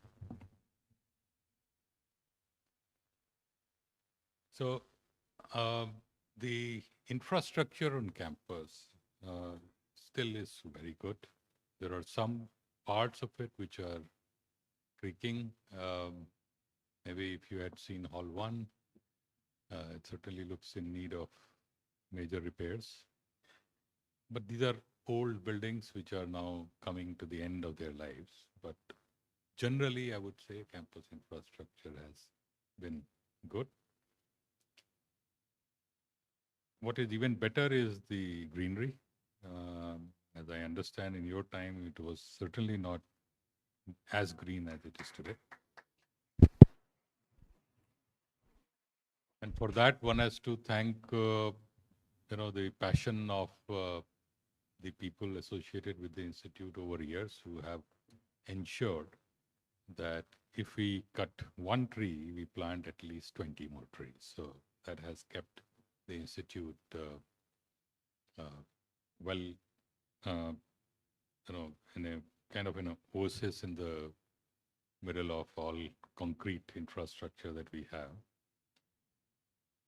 We also have a lot of interesting animals on campus, and we keep importing more. We now, these days, have a pair of leopards also. But so far, they've been around for a couple of years, going in and out. But there's been a very peaceful mutual existence. So they do their own things, they let us do our own things. So also, just some other aspects of the institute. One is the size. It has grown substantially from your time. Number of faculty is close to 600 now. Student is around 9,500 of them on campus, and alumni base, of course, keeps expanding. We crossed 45,000 already. Some of the departments who have traditionally been strong in the institute, computer science, electrical, civil, they have maintained their strengths, and as evidenced from the certain global ranking, which I just have. However, it is undeniable that the institute has a problem of perception. There is a consensus amongst all the stakeholders, whether alumni, faculty, students, and so on, or outside world, that IIT Kanpur is no longer what it used to be. We were undisputably number one in your time, much later as well. Today, I don't think anybody will say IIT Kanpur is the number one engineering or technology institute in the country. This has, of course, led to a lot of concern, a lot of angst amongst the well-wishers, especially alumni who feel that when they left the institute, it was doing very well, and all the new guys, they have messed up big time. Concern have been expressed about the research that we have done, the teaching that we are doing. One dives, and a lot of analysis has been done as to why it is what the current situation is. One can come up with multiple reasons. Each one has its own value. One is that earlier, 30 years, 40 years ago, the primary objective of academic and engineering institutions, IITs, was to teach the next generation. Of course, research was there, but it was secondary to the teaching, and we excelled in that. But with times, that focus has, or that weightage has changed. More focus these days is being given to the research work or research output from the institute, less on the teaching aspect, and other institutions have done better than IIT Kanpur has. So credit goes to them. Another aspect is that often mentioned location issue, that we are in Kanpur. As a city, Kanpur has remained stationary more or less for last half a century. On the other hand, metro cities have grown and have today offered a lot of different types of opportunities. When a young family comes, the spouse is professional, the spouse is looking for an interesting job, which probably is not available in Kanpur. The children are looking for high quality schooling. Again, Kanpur has a challenge there. So these factors certainly inhibit high quality talent to come to Kanpur. And one can conclude from this, one way of deriving a conclusion from this is, okay, we are where we are, can't do much about this, so we have to learn to live with it. Another way, a more optimistic way to look at it would be, okay, here we are, and let us do something about this. And I belong to the second group, and I propose that we all get together to address this challenge before us. Now the question is, how do we address? It's a very needs a careful thought, because, like I said, the expectations from IITs have changed with time. From teaching, it went to R&D, and they are changing again over the last, I would say, roughly 5-10 years. Now the expectations are from the outside world, society, government, from the IITs is, okay, R&D is good, but please produce impactful technologies for the country. That is something we have not done until recently. Only now the focus is shifting towards that. And this is very critical for the nation and also, therefore, for institutions like us. And that's where I see an opportunity for IIT Kanpur. It's not that other institutions don't, but certainly opportunity is available. Whoever will make the best use of this will do well. So I propose a strategy based on this. And along with this major strategy, there are two associated ones which are also important. And I'll just describe these three. The key strategy is to shift some of our focus on the translational research. Now, when I say translation research, it really means that produce technologies that impacts the society at large. We have very bright talent on campus. So in labs, a lot of good work gets done, but it doesn't often get translated or moved out of the lab to the real world. So if we do that well and produce impactful technologies for society, it certainly is going to change the perception of the institution to the outside world. It also produces an alternate source of funds, because if you develop interesting technology, there will be takers to pay, will be willing to pay for it. This is also important because the government these days is telling the 5 old IITs that you are grown up, find your own money. We have a lot of young kids to take care of. And finally, coming to the location, this makes our location an advantage. How? First,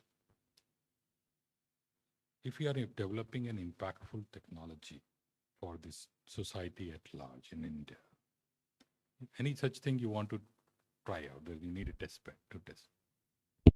For IIT Kanpur, the test bed lies right outside our gate. You don't have to travel anywhere. All the possible challenges that our society faces are right outside. As opposed to metro IITs who have to travel a few hundred kilometers to go to a representative test bed. So we have an advantage there. We can do this trials very quickly, refine our solutions and move forward.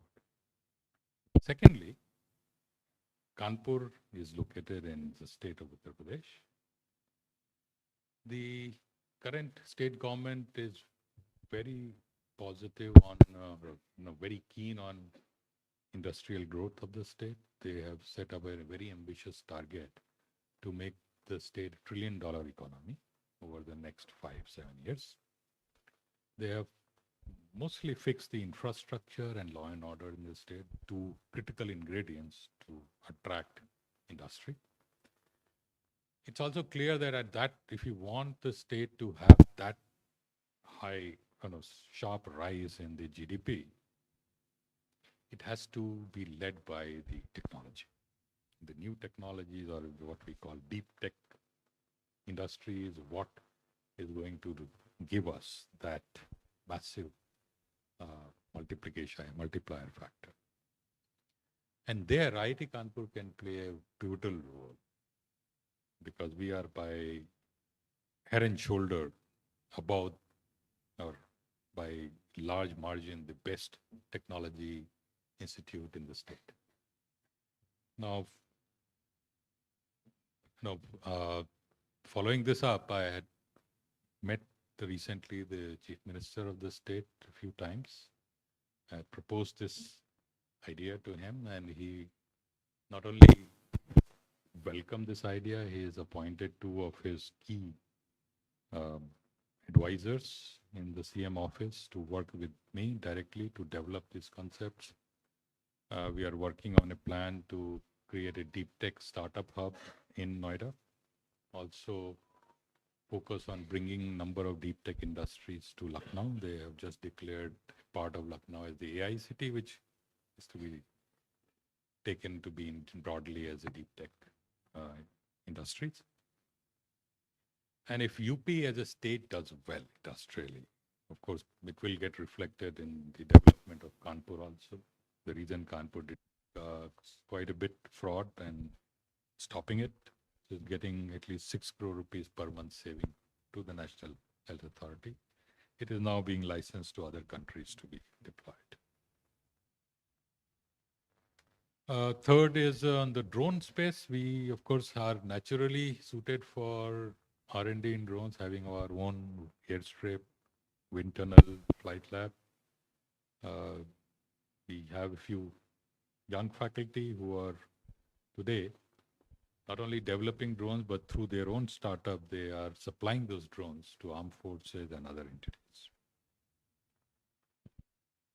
And we recently had a large event on campus 2 days ago, where the aim was, and this had who's who in the national security space participating, as to how to set up a national drone hub at IIT Kanpur, which provide testing, certification, and R&D all under one roof. Okay, that's one target for this. And then finally, we have the medtech ecosystem. I'm sure you're all aware of the med school coming up on campus, thanks to one of your batchmates. And this has, while it is coming up, it has nucleated a lot of interesting activity already on campus in the medtech, whether it is devices, therapeutics. We have an artificial heart wall project going on, the LVAT project, which has reached the animal trial stage. So that is about to start. We have a very active biosciences, bioengineering department. And with the med school coming up, we are aiming to really upscale these activities by several orders of magnitude. So this is already happening. So what is to be done? Well, like I said in the beginning, that for most of our faculty, they are used to working in the lab. They don't step outside the lab. They need to. But it's not easy because, and even for those of you familiar with technology readiness level, this is a journey from TRL 3, 4 to 7, and there are a lot of pitfalls along the way. So what I have done is establish this interface office for technology and application, acronym IOTA, which is like, the acronym is open to all kinds of jokes here. The first one, which I made, that is not going to make an iota of difference, but I hope it does. So this office is in directorate reporting to me, and the aim of this office is twofold. One, look at our faculty profile, look at what they are doing, see if there's interesting technologies which can be commercialized and help them. Second, go to the outside world, find interesting problem statements, get back, collect a group of faculty and have them work on it. Once this office succeeds in doing this, then of course you have already heard the first and Technopark that we have on campus. They can take it to the market. Well, whenever you try something specifically to the faculty, it's very important to take them on board, because I may plan, we'll do these things. Faculty says get lost, then that's the end of the story. So I presented this idea or plan to our faculty in August last year, and then conducted an anonymous survey. And here is the feedback. 362 faculty responded to the survey, which is about 60% of the total. Of the ones responded, 2/3 said this is a great idea, and they want to try it out. So that's very important. What this shows is about 250 of our faculty want to translate the work they are doing in their labs and are looking for a support, which through IOTA we have to provide. And about quarter of them said, idea is good, but I'm not doing anything which is translatable, which is perfectly fine. As I mean, a mathematician may just say, okay, go ahead and do what you want to do, but don't trouble me. Okay, so widespread support to this idea. Now, so that's good. Key strategy, I have the backing of our faculty to move forward. Now let's come to this associate one, strengthening traditional R&D. And this is a place we have actually a problem. We have other problems, but this is certainly a problem. Here is the plot for you to look at. This is the number of publications per faculty per year, plotted over last decade of 5 old IITs. If you see the number in 2014, IIT Kanpur and other IITs are roughly in the same ballpark. The only IIT that there is some air gap is IIT Kharagpur, which is at the bottom. Fast forward to 10 years, 2024, there is a huge air gap between IIT Kanpur and other IITs. So we are not only number 5, we are number 5 by some margin. Some of us like to say that that's because we do high quality work. And obviously, therefore, we'll publish less. Well, okay, I say, let's look at the other data. This is number of citations per faculty per year. And this is an approximate measure of the quality of work, not perfect measure, sure, but there is some correlation between the quality of work and the citations. We are number 5 here also. So that argument doesn't hold. I mean, there is a problem here. And this is per faculty, so we can't even say, give the excuse we are the smallest in size in number of faculty. That also doesn't work. So what's going on? Certainly, quality of faculty is not bad. We have outstanding faculty. What we are lacking today are 2 key things. One, state-of-the-art research infrastructure. 2, large R&D projects. Both are lacking.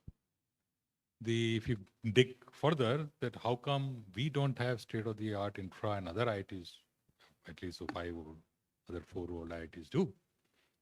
This story goes back to 2007-8, when the OBC reservation was implemented among the IITs, and central government made available large amount of funding to upgrade the infrastructure at all the 5 old IITs. For reason best left unsaid, we returned that money. We didn't use it. Other IITs used the money to build their academic, non-academic, both infra. And the money that we returned, they used that money also to build the infra. So that, you see over time, 2008 to now for about 15, 17 years, so you can see the gap widening. It's clear we have to address this. How do we address? We know how to address this. This is pretty standard. We know how to do it. Of course, implementing is hard, but the steps are clear. High quality faculty, high quality student, okay, check. But high quality research facility, we have a problem with. Large R&D grants, we have a problem with. So we have to address this part. Large R&D grants, thankfully now our faculty are getting together in groups and bringing large grants. Very recently in major, we have had at least 2, 3, 4, 5 major grants of 100 crore plus. So that's a significant step forward. We need to do more of it.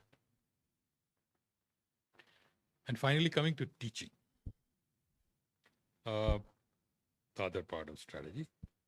So what I propose here, and this I propose again to our faculty in August, that let's set up a center which later on was renamed, named as Center for Education, Research and Teaching Excellence, acronym CERTEX.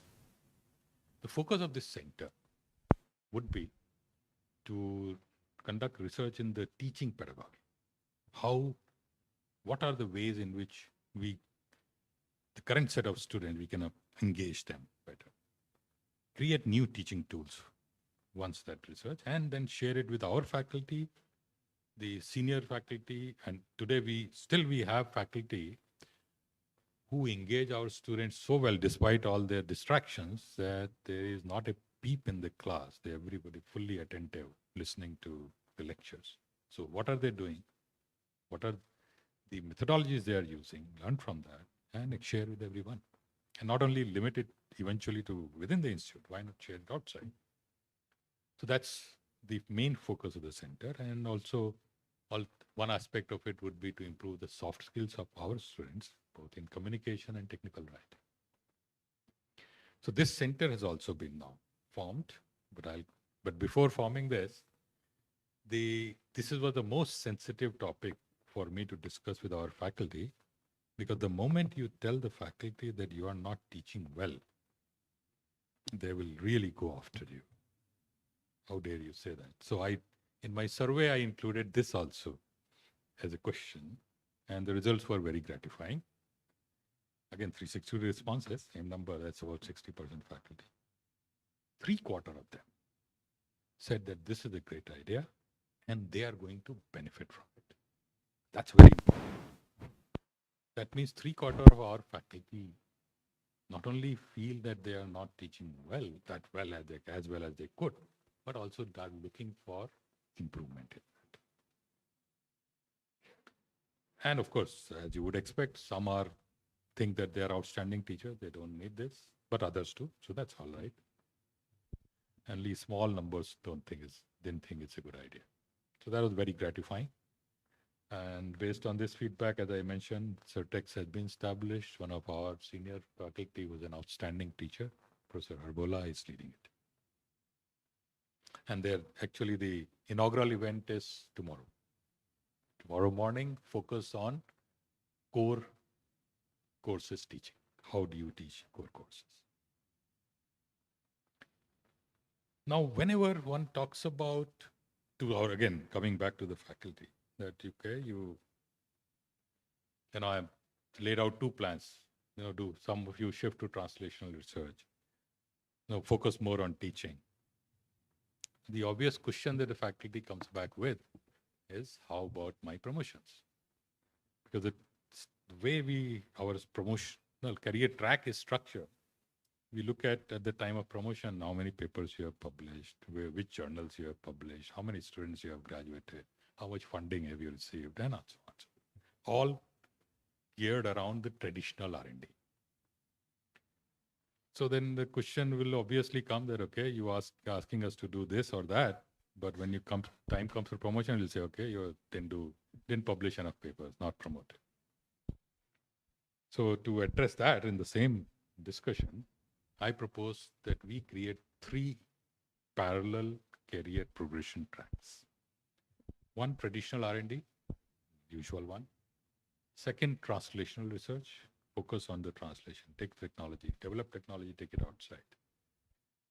Third, teaching, focus on just outstanding teaching, you excel. And the proposal was that you excel in one of the 3.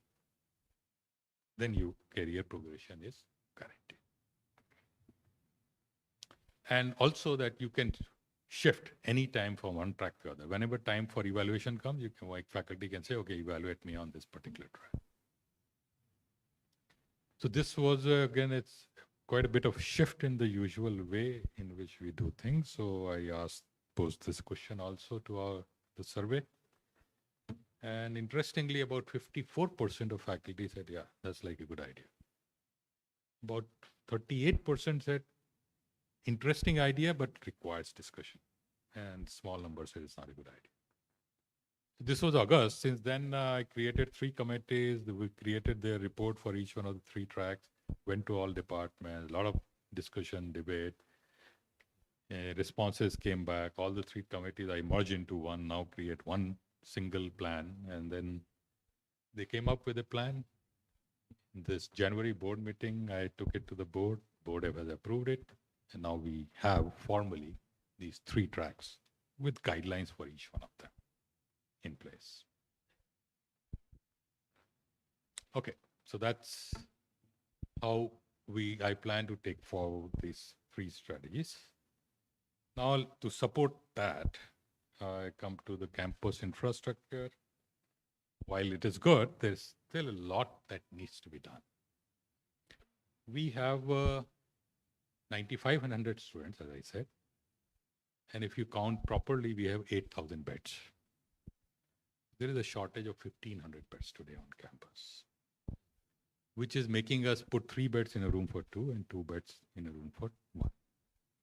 That's seriously suboptimal because students in such room can barely walk, leave aside putting a table and chair to study. So we urgently need to create more hostels. They are on the way. But my plan is to create 4,000 additional beds. Not only cater for the backlog, also there will be expansion naturally with time. Plus, Hall 1, Hall 2 and Hall 3 are nearing the end of their life. I got the structural analysis done and the conclusion was, okay, 5 years, max 10 years is where this will go. So the idea, which is a little painful, I know, for all of you, is to tear down these 3 hostels. What I promise, because we have to create something better here, but what I promise is we will rebuild it with external facade identical to what it is now. So that whenever any of you come, you can still recognize your room there. But it is required that we build more modern hostels now. Similarly, more recreational facilities for our students because the numbers have grown massively. We have seriously inadequate facilities.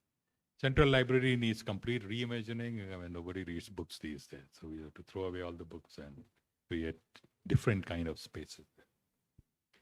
Other aspect is sustainability. It's also becoming increasingly important because we have taken some steps, but there is a long way to go. I have set ourselves a target in next 5 years, by the time my tenure ends as director, actually less than 5, it's 4 years plus a few months. We should be net zero in the waste and water.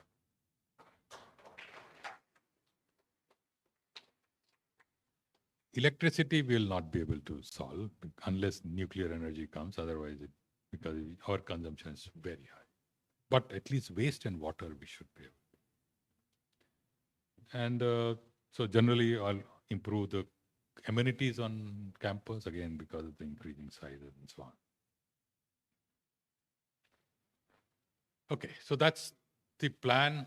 I've skipped some aspects of this, but high level view is of the plan is this.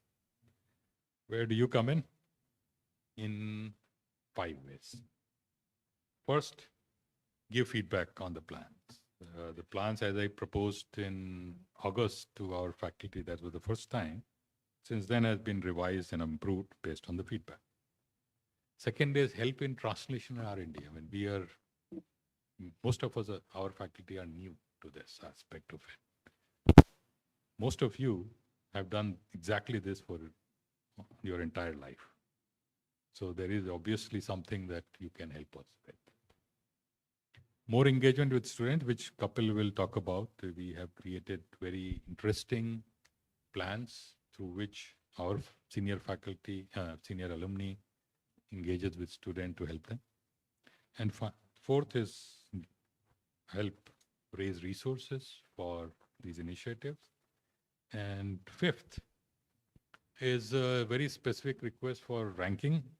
So there is this QS ranking, which is accepted worldwide as, considered worldwide as the best ranking of institutions.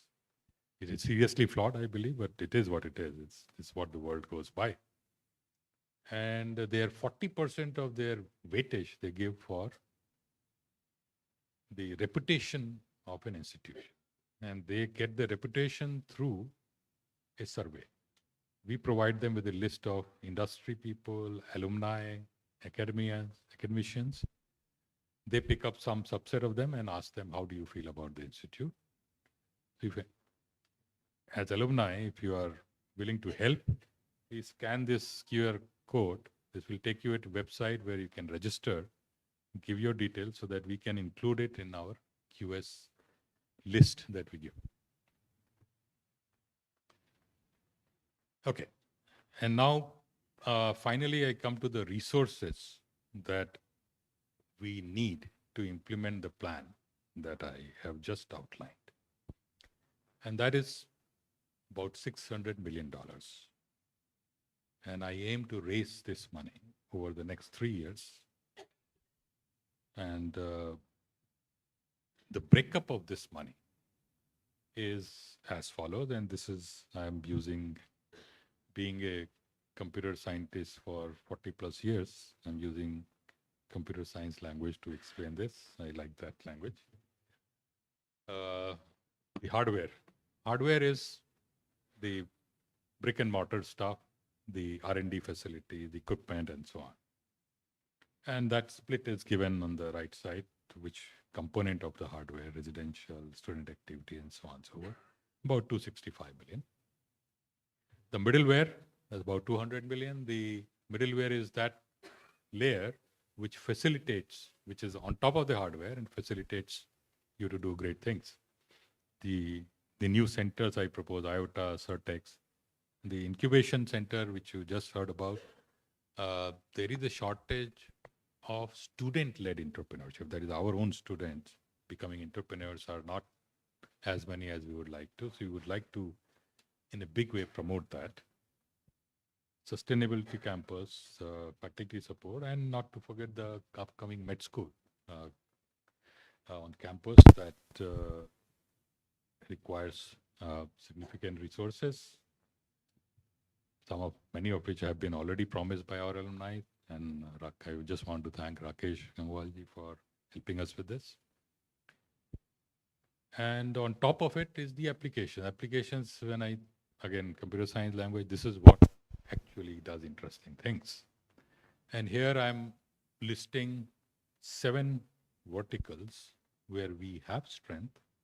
And these are deep tech spaces where we can hope to do in the translational side some interesting things. In AI, drones, we are already doing some very interesting things. Similarly, in cybersecurity, we are doing interesting. MedTech, we have just started. And the other 3, quantum, semiconductors, these are also very important domains. We have strength, we would like to build on it. And finally, sustainability. We have Kotak School of Sustainability now, funded by the Kotak Bank. And it's attracted a lot of more funding. For example, we have, it's a merge of AI and sustainability. AI Center of Excellence for Sustainable Cities. So develop AI tools to help make cities more sustainable. So substantial funding has been received under that. That's a broad breakup of the activities we want to undertake. So how does one raise this money? Well, 40% of this money I will raise myself. From the government, from internal sources, beg, borrow, steal, whatever needs to be done, I will do to get that money. 10% of the money through CSR donations. These days, industry is becoming a little more amenable to direct their CSR money to the institutions like us. And half of it, I would like to raise from our alumni. I'd say that's about 300 million. The good news is that 20% of this money that was targeted is already committed. And this is not just during my tenure or last 10 months. Some of the activities which I mentioned had started already. So the commitments, like in the med school, commitments had been there for the last 3 years. So if we just add all these, 20% is committed, and if things go all right, by this summers, we will definitely cross 30%, maybe even touch 40. So things are going well, and I just want to thank our alumni and other well-wishers who have come together to support this, and I look forward to, making all this happen. Thank you. That's all from my side.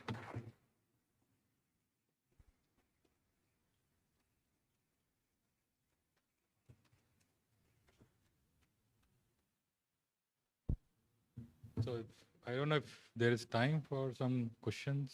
There is? Okay. Take a few.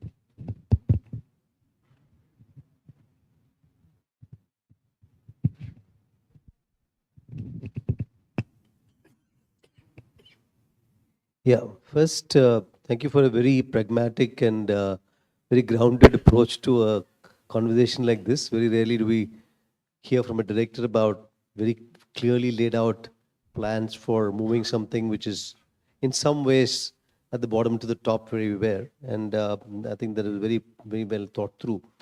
And you also put a onus on us to do a lot more with your approach and specifics. Definitely like to work with specific areas. And I think particularly the entrepreneurial aspect is something that lot can be done. And one more element that I think would be impactful is social impact. It can be embedded in something that you have, because like you said, we have a test bed for everything that's India. So that could be a good addition to the whole sector in terms of what we want to do going sure. forward. Yeah. Thanks.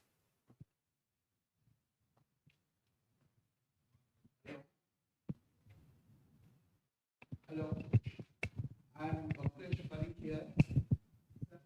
Okay. I happened to witness the program of Professor Ceremonial, our ex-faculty, very well known to everybody, at Indian Institute of Science, Bangalore. I was very fortunate. That time, it was said, it was about 10 years back. That time it was said in the presentation given that he had at that point of time published 200 international papers. And I think that would be the highest number of papers published by an individual in India. So I have one simple suggestion: why don't we invite him and ask him to give a presentation to all the faculties? Yeah, we would love to invite him, and he will also love to come. He really still thinks has a great memories of IIT Kanpur. Unfortunately, his health doesn't permit him to travel much these days. Okay, over there. Sure. It's a very good suggestion of putting the faculty in this plan. We should have been done much earlier. We implemented it almost 20 years back. And how feel that the faculty should try to do itself to do all of this? And I think they can do, they may not do as well as the state one, but most should try to do at least one. That's the kind of message that goes better, because otherwise they will be sharp. Yeah, I agree. In each one of the track, teaching is essential. You can't escape from teaching anybody. It's just that those who want to excel in teaching, they may teach more, they can teach larger classes and so on. Professor Agarwal, coming back to your development of impactful technologies, can you share the data for the last 3 years? How much was the budget for IIT Kanpur? How much out of that was generated through project development or project? It was earned by the institute. So because from projects. So our annual budget from the ministry is around 700 crores, thereabout. That ballpark number is 700 crores. Then in addition, the R&D budget, that is the money that we receive through R&D grants, last year was somewhat above 300 crores.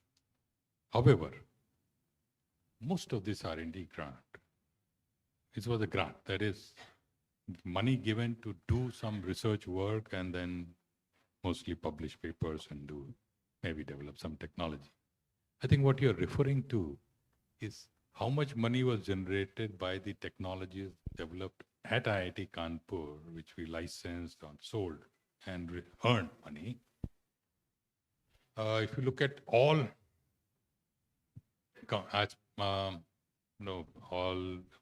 leaving aside startup, I don't want to count them within IIT Kanpur. It's quite low. I would say it will be around 25 crores per year. That's right. Yeah.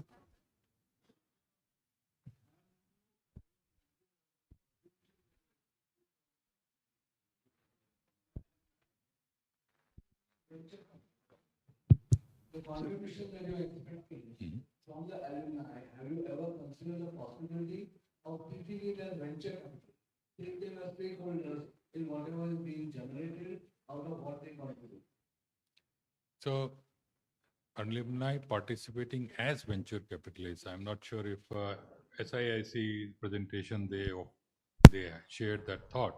There is a plan. The idea we got is that you are looking only for donations. That's correct. For this, there is a certain facility that we need to create, then yes. For that, yes. But there is also an option of we are creating a fund, investment fund, for the startups incubated at the institute. And, alumni and others are welcome to participate in that fund, but that will be as a VC. That is, you invest the money and then you will, as the fund grows, you get returns. So I have that option is also available. So I have a suggestion, which is with regard to fundraising. Many of the alumni are in a somewhat advanced age. Many of us will pass on in the next few years. So one of the things that you could do for fundraising is start a campaign where you ask people to remember IIT Kanpur in their wills.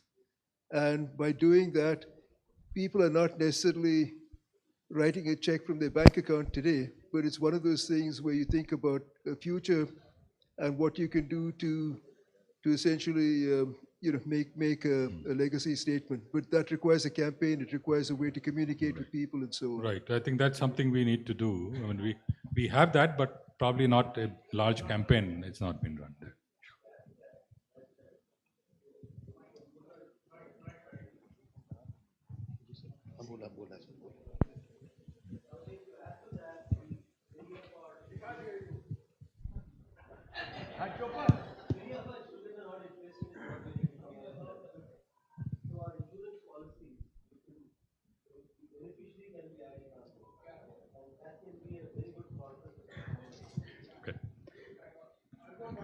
One.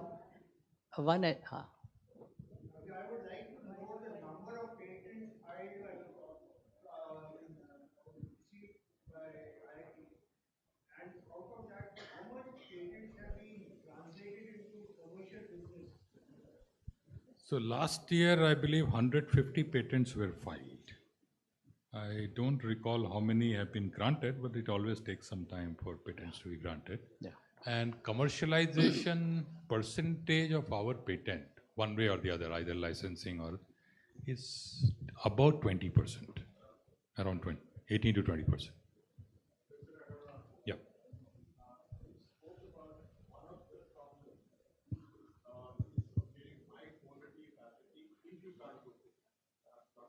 Right.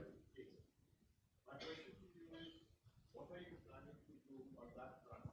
Because I believe I'm a big proponent of theory of chain, which says that the chain is as strong as its weakest link.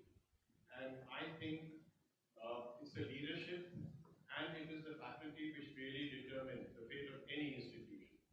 I feel the leadership is in very safe hands, in your hands. But what about the faculty? What are your plans for that? So, I believe, of course, there will always be some cases where two-body problem will simply not make a faculty come to the institute. However, in most of the cases, it is a compelling vision that attracts a faculty. That, okay, here is a place that will facilitate me to do what I want, and not only what I want, it will help me achieve more than what I am targeting for or aiming for. We have a very good environment on campus. Traditionally, I mean, if you see, IIT Kanpur was always a lot less hierarchical than other institutions in the country, and we continue to be. So this is already, whenever a potential faculty candidate visits the campus, that gets that a good sense of about the institute, and that's one of the main reasons why we still continue to attract very good talent. And what I wish to or plan to add on top of it is this messaging that we are here to create impactful technologies.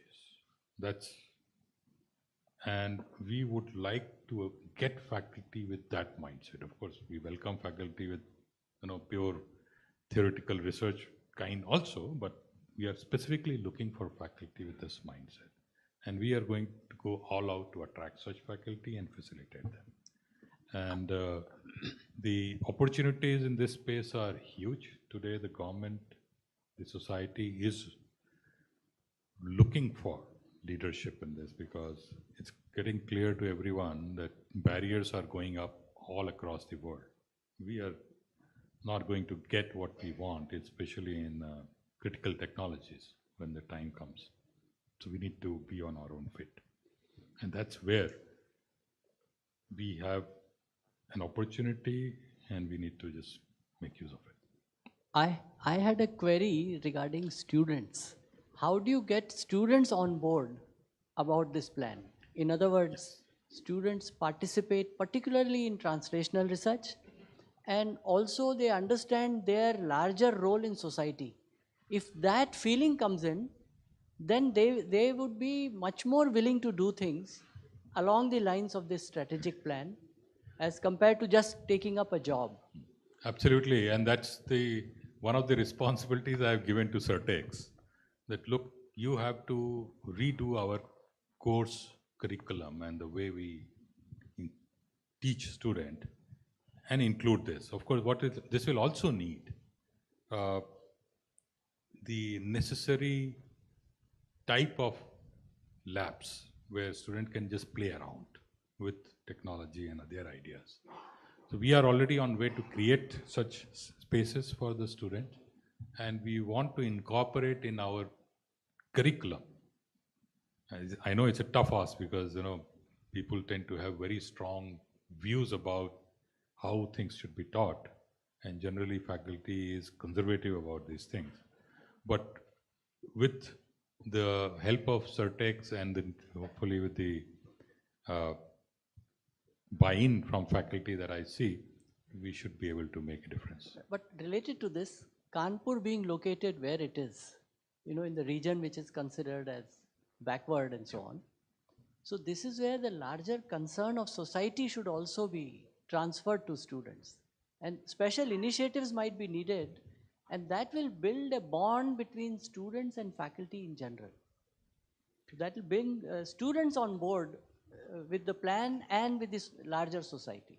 Yeah, that's a thought. Thanks you for sharing that, and we'll incorporate that also. I think it's a great idea. Excellent idea. Thank you very much for the presentation. You mentioned DTech, which is I'm very happy to see that. Right now, and actually we're seeing paradigm changes occurring, which is very difficult for some people to existing practice to really understand that. That's why I think DTech is really important. But I think one of the things that we need to do is kind of think about doing the de-risking in the institution where the domain knowledge exists. If we don't do that, then translation outside becomes very, very challenging, because you don't have practitioners who understand new technology. Something to think about out there. So when you say de-risking, what are you exactly alluding to?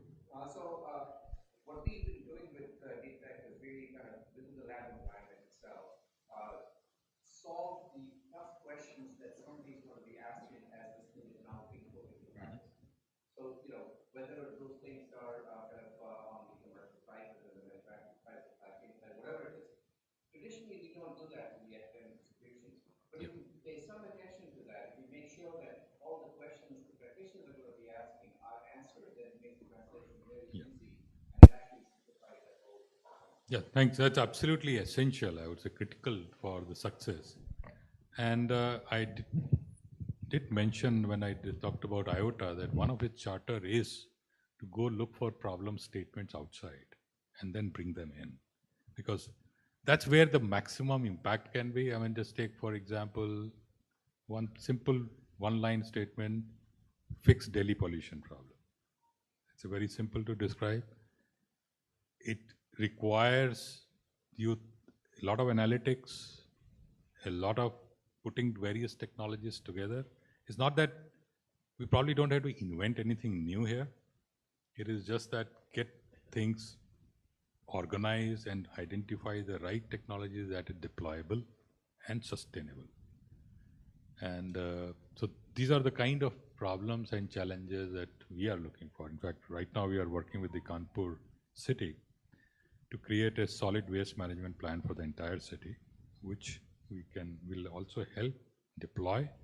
And the key target I have given to our group, which is working on it, is that it needs to be sustainable. I mean, we can't put a solution which 2 years after just shuts down. That won't work.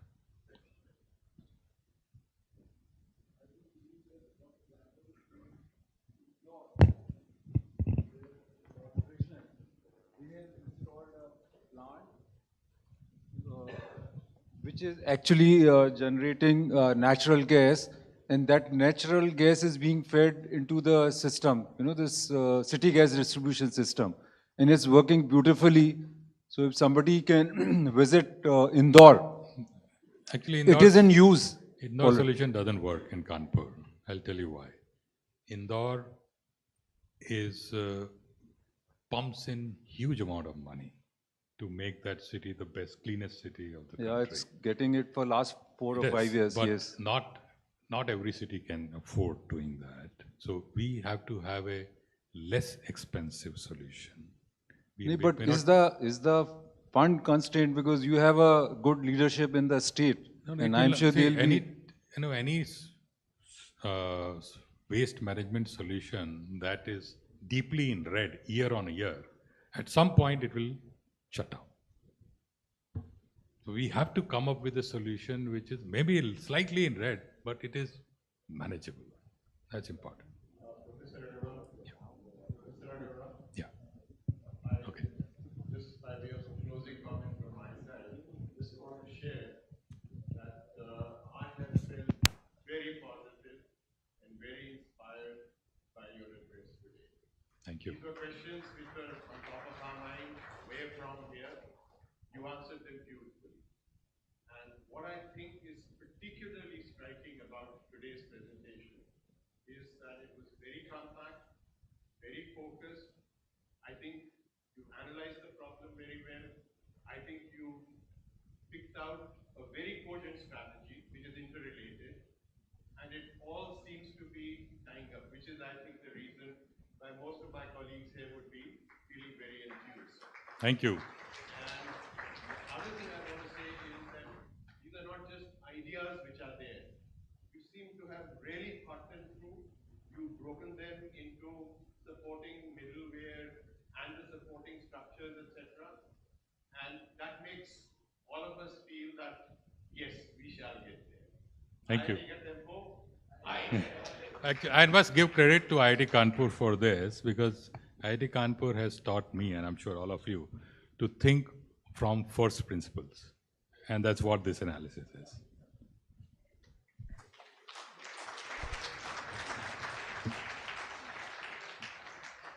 Thank you. We look forward to interactions in future. Okay.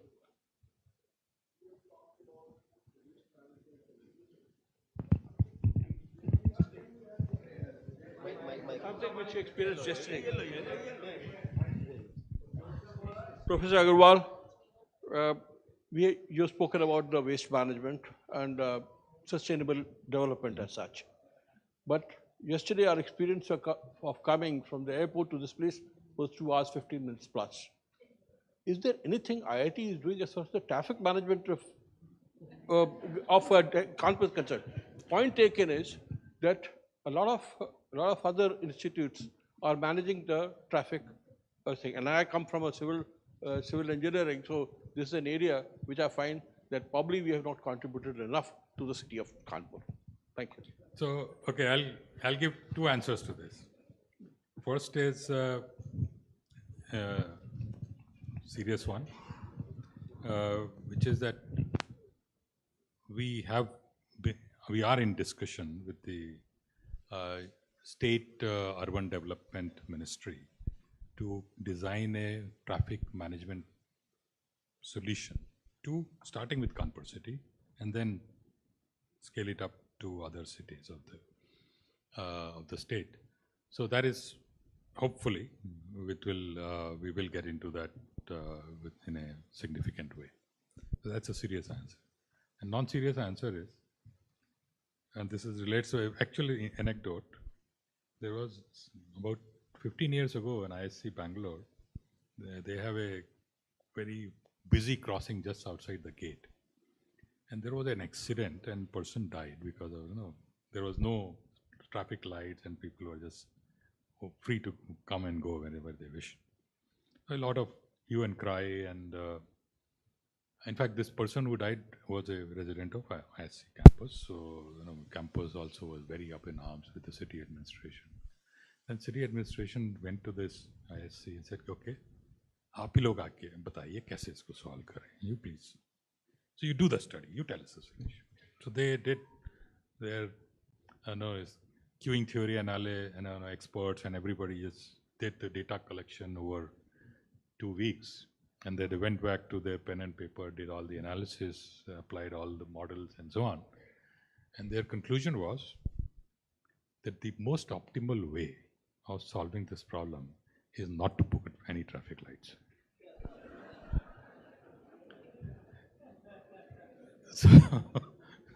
So because the moment you put traffic lights, the queues start going. So, I mean, sometimes, and like I said, it's a non-serious answer, but there is some grain of truth here. Sometimes when there is so much traffic and in small space, you just throw up your hand and say, let it go, let it sort itself out. But no, more serious side, we are going to analyze this, and hopefully we'll come up with better solution than ISC Bangalore did. I would like to add one thing here, sir. There is need to focus on the need of the country. The need of the country is related to water pollution, air pollution, parking of vehicles. See, everybody focuses on manufacturing of vehicles, but nobody is focusing on a system to park the vehicles. And it has created a great problem all over the country, in all the cities, developing cities, existing cities. No, you're right. There's a huge scope for that. And my suggestion was to have a system where you make components with which you can multiply, and you have to use, of course, the vertical space. There is no land available in most of the city area. So we have to use a vertical system. Yeah, that's absolutely important aspects of life of our cities that you pointed out to. And I'm hoping that with this center I alluded to, AI tools for sustainable cities, not only IIT Kanpur, this has a partnership with ISC Bangalore, IIT Gandhinagar, and several other institutions. We'll collectively be able to come up with solutions to make our cities more livable.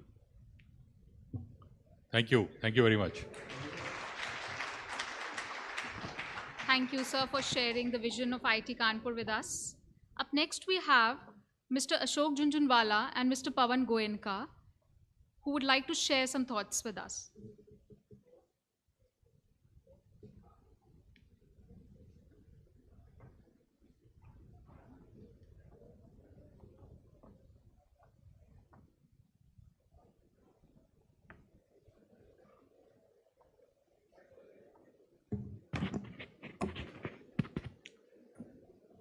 Good afternoon, everyone. So I was asked to come here and talk something about what the class of 75 can potentially do for IIT Kanpur. But before that, since I have this stage, I just, on behalf of the class, I would like to thank the Institute, Dora, all the volunteers, including Kapil, Sakshi, Piyush, who have really gone out of their way to make our stay here beautiful. We feel like we have come for a barat, for a marriage. Food also is like a marriage food. Many of us have come to the campus first time in 50 years. There are about half a dozen of us. But I think we started off where we left 50 years ago. Except I have not heard the Gali competition yet, unless it's happening in private somewhere. Power off, power off, power off. Okay.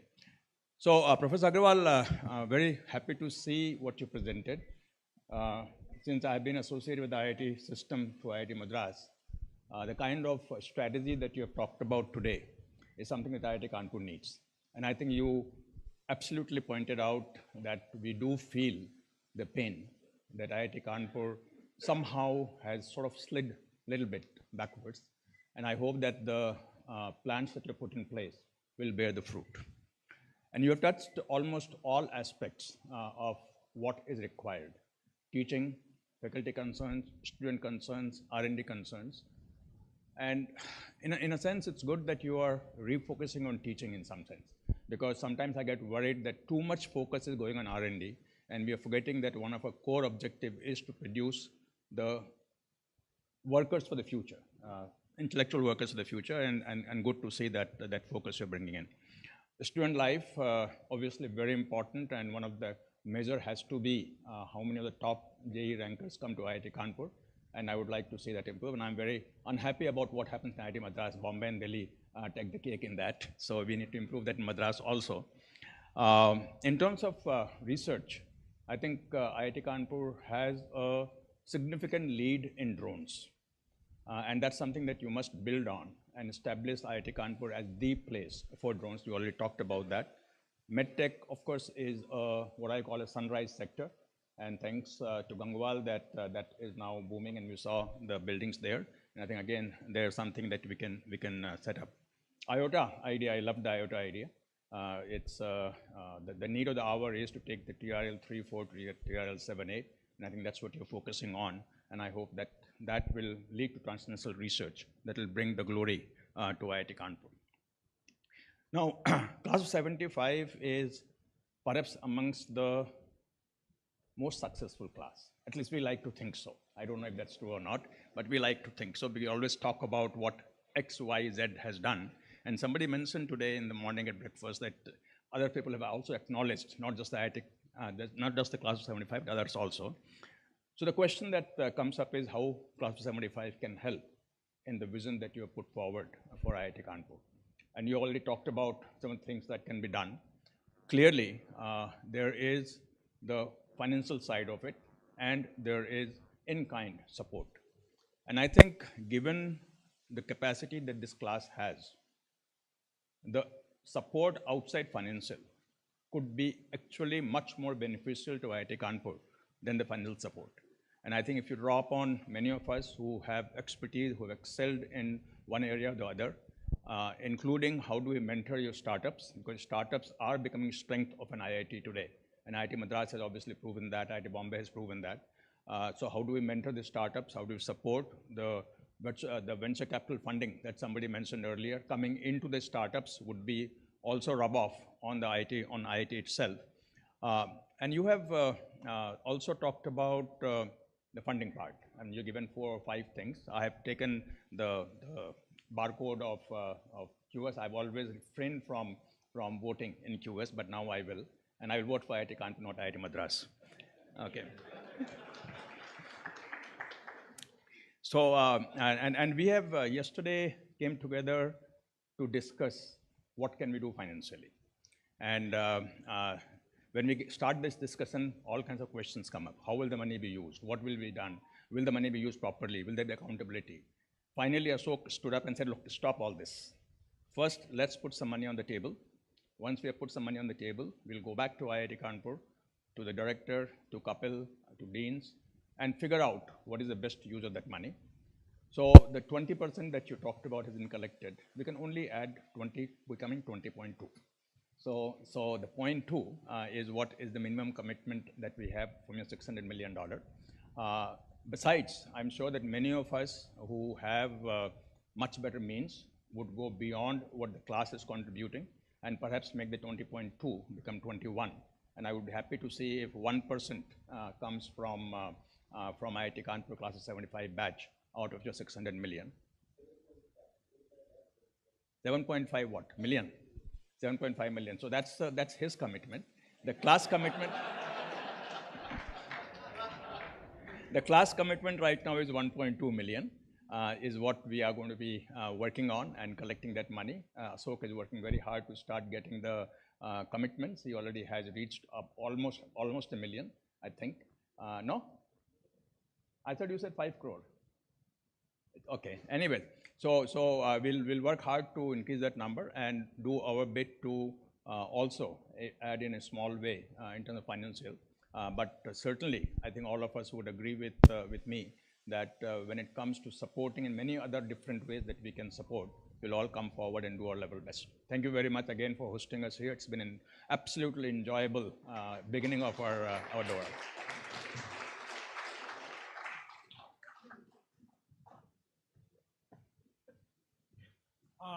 Nothing much more to add. Pawan has already spoken. Remember that yesterday we did commit that we will, each of us owe to IIT Kanpur, and we really got a lot today. Whatever we are, it is due to IIT Kanpur, and we clearly acknowledge that. I think while we may help in many other ways, but we need to put some money down, and we had put a number of average of 5 lakhs per person.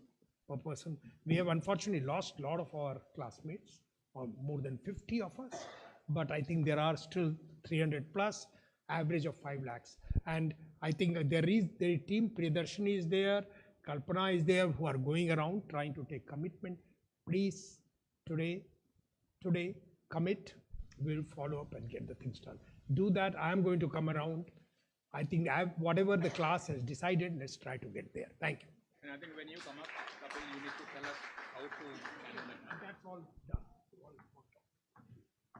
Thank you, sir. May I now invite Mr. Kapil Kaul, CEO, IIT Kanpur Development Foundation, to share the insights.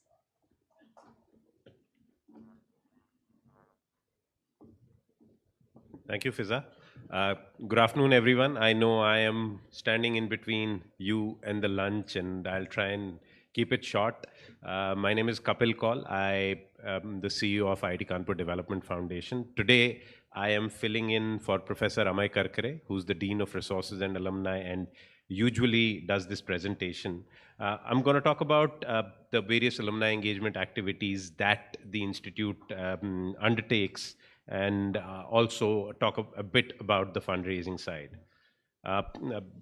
First of all, welcome to all of you on my behalf and also on behalf of the DORA office. This is a very special batch, as we spoke about, and there are 14 distinguished alumni in this batch. I don't think we have any other batch that comes close to this, so a big welcome to all of you.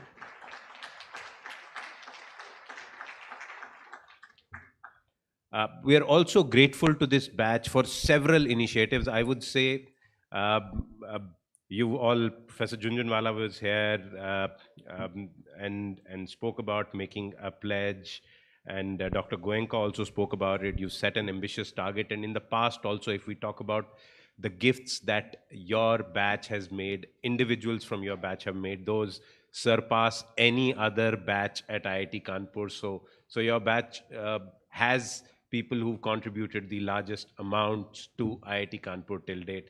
So we are really grateful to all of you.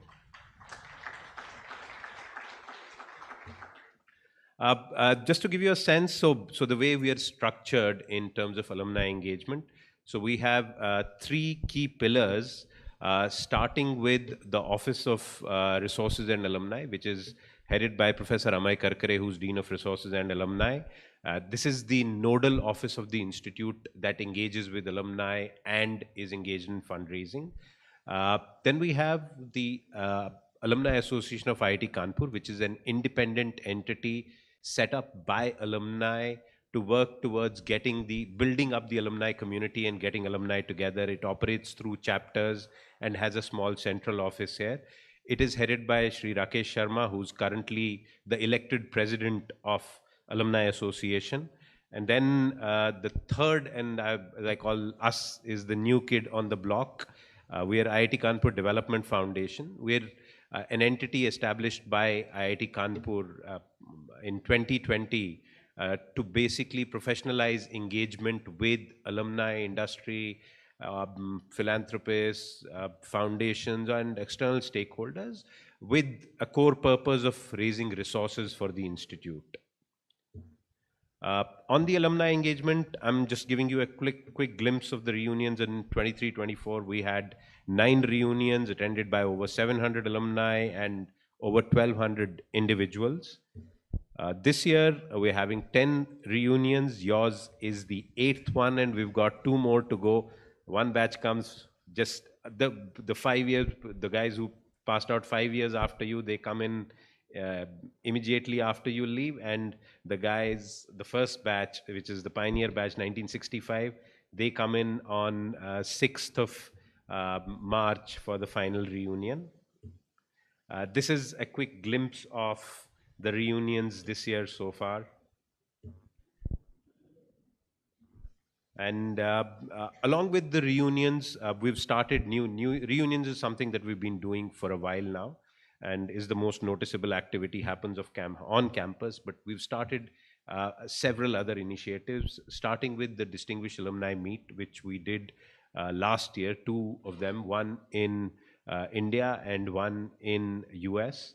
And these were attended by our distinguished alumni, and the whole purpose of this meet is to engage with distinguished alumni, and which we believe is what Pawan was talking about, the non-monetary value that our alumni carry. So this is where the director first time presented his vision, and he received a lot of inputs in terms of how to basically make it more operational, how to bring it to life. And this is a lot of these inputs have gone into his presentations from all these alumni.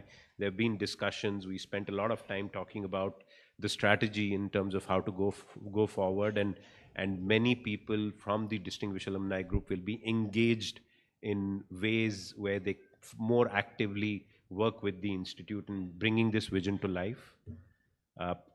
Another thing that we do is something called as IIT Karwa that we started 3 years back. And this is essentially, reunions is a place where people come to campus. Karwa is where we take the institute to different parts of the world. Last year we did an event in Singapore. Then in US we visited 5 cities, connected with over 500 alumni. We also started Karma in India, visited Mumbai, Bangalore and Delhi, and collectively again connected with over 500 alumni in these cities. This was around alumni engagement. Now I come to giving back. When we talk about giving back, again, something that Pawan also spoke about, giving back time and resources. In terms of time, one of our biggest initiatives is Alma Connect.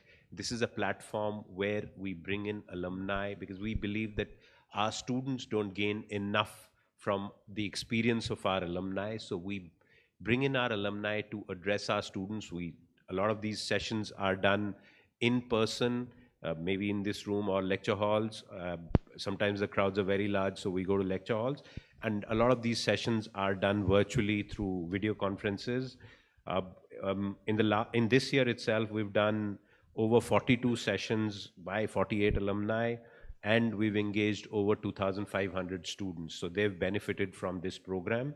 The other platform that we've started is called AIM, which is Alumni Inspired Mentorship. Here, this is more one-on-one, where our alumni mentor students on an individual basis. This is a one-on-one conversation. We started this program last year. We are scaling this up. At this point of time, we have 295 alumni who a part of this program, and close to 500 students is what they're mentoring. And we are really looking forward to growing this number. Giving back in terms of resources, there are several ways for you to give back in terms of the funding requirements. It's stacked into funding for research and innovation, community welfare programs, infrastructure development, funding for student-focused programs, whether it's scholarships, awards, travel grants, career guidance and skill development. For faculty, we are hiring new faculty, we need funding to attract them. So one very critical thing there is, besides new faculty fellowships, is research initiation grants that we want to offer, attract the best talent to IIT Kanpur. And when they come here, there should be a compelling case that they know that they have a certain amount of funding available to get their lab going, to get things going from day one. Then as a career track progression, there is the young faculty fellowships. This is for faculty who excel in research and perform very well below the age of 40. And then eventually we have the endowed chair professors and the distinguished lecture series. Again, some ideas on giving back. There is annual giving, batch initiatives. Your batch is already running one. And something that someone spoke about was planned giving. And we have a program on planned giving, but we've not pushed it. This is where you have the opportunity to leave something for IIT Kanpur as a part of your will. This could be stocks, this could be anything in your will, this insurance policies. So those are very clearly gifts that we accept, at least in US. In India, a lot of these things are evolving. Our legal systems are not so evolved, but in US, these are very well established processes, and through IIT Kanpur Foundation, you should be able to do this. Some initiatives that have been supported by several batches. One of these is the gym upgradation by class of 1970. We have the gym, which was in, I would say, in a pretty rundown state. Class of 1970, 3 years ago, started the project. Let's upgrade the gym, and we've added another floor to it, added new equipment, and it's used by a lot of students. The usage has increased and brought in a lot of people to the gym, so that has helped. So we need to do so much more in terms of upgrading our sports and recreational facilities. Similarly, there are several other initiatives which have been supported by batches. Another area of focus for us is corporate engagement, because we have been receiving a lot of CSR contributions from industry in India, and we're also trying to engage industry to partner on research initiatives. Now, we have a large group of CSR partners who've been contributing to various projects at IIT Kanpur. So we did an event towards the end of last year called IITK Samanvay, where we brought in a lot of industry leaders into IIT Kanpur. There were panel discussions, there were 18 panelists, there were over 50 representatives from industry. There were keynote sessions delivered by Dr. R.S. Sharma and Mr. S.P. Shukla. We had several departments from IIT Kanpur who participated with their prototypes, with the development that they have done, and it was very well appreciated. And our next aim is, we'll do it in IIT Kanpur, but we'll also be taking this to several cities. We want to enhance our outreach to the industry. Another critical thing, something that Dr. Goenka also spoke about, was transparency. What will happen to the money? Will it be used properly? So donor reporting and stewardship is something which is very, very critical to us. We give a lot of importance to it. It used to be a challenge earlier on, but this is something that we've improved significantly, and we want to improve this further. So we want to see to it that our donors know what is happening with their money, what impact is it creating. So we send out fundraising reports, project program reports, financial utilization of the funds, the reports on that front. So just to give you a sense, at this point of time, we run 335 programs, out of which we have already reported for 320 programs to the donors. 15 are still pending. That's where I say there's still we need to improve on this front. On the on the project side, we have 70 projects which are funded by alumni, and the reporting is on dot. So in several places we send out quarterly reports, monthly reports, half-yearly reports. So this is something that we managed to do very well with, and our donors have started coming back and giving. So that only determines, for me, the success of a good fundraising program if your existing donors are coming back and contributing. What we also run is a program called IIT Converge. This is a donor beneficiary engagement initiative where we've conducted 79 sessions this year, engaged 76 donors. The whole idea is, as donors, you interact with people who benefited from your contribution. These could be students who be awarded scholarships or have received the awards for which you've kept endowments, professors who've received chair, who basically been awarded chairs, so you interact with them and understand what they're doing. Students tell you how the scholarships have benefited, and these sessions have, some of these sessions, especially with students, are very moving, and we're growing, getting connected with more alumni and donors, asking them to be a part of these. I'm sure some of you are having some IIT Converge sessions tomorrow morning, meeting the beneficiaries of the programs which have been funded by you. This is an overview of our fundraising over the last few years.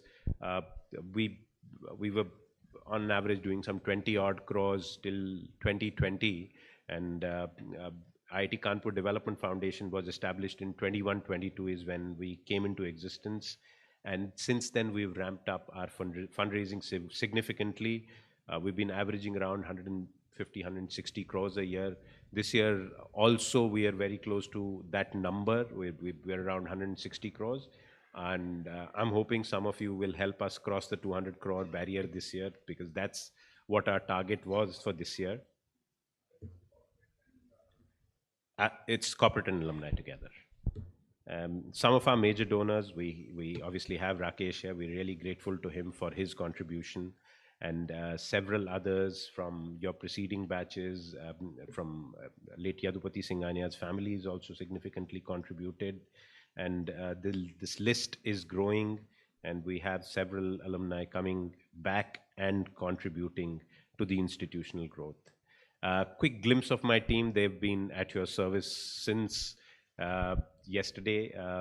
We have the first team, which is from the DORA office, which is headed by Professor Karkare.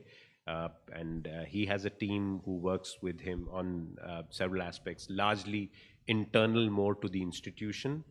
And then there's the team at IITK DF, which is led by me. And then I have Vanish and Rajat and their team. You've been interacting with Sakshi, Priyadarshini, and several others. Then there is the Alumni Association, which is largely a volunteer-based organization with the elected board. However, they have a few staff that are here who, if any of you have challenges with your alumni card or anything, they would be happy to sort those out for you. In the end, this is a QR code to be a mentor in the Alumni Inspired Mentorship Program. If you're keen on registering, you can scan this QR code and become a part of this program. We'll allocate some students to you that you can interact with and mentor them in the days to come. So that's it from my end. Thank you. Thank you very much. And thank you for your time. Thank you, sir. Before we move ahead to the last segment, let's take a moment to celebrate the incredible journey of this batch, the IIT Kanpur Class of 1975 Yearbook. It is a treasure of memories capturing the personal and professional journey of our alumni. It's not just a book, it's a time capsule of the achievements, friendships, and nostalgia. May I now invite our yearbook coordinator, Mr. Alok Sinha, to officially e-launch the yearbook.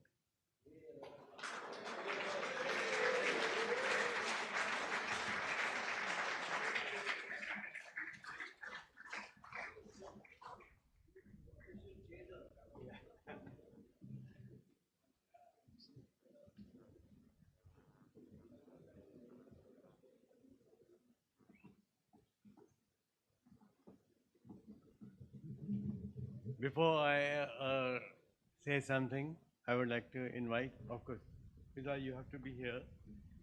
And Shubhang Srivastav, come on. And Pradeep Naran, come on, you also. Because without these three, it was not possible for Yearbook to be created. Ah, stage one, stage one.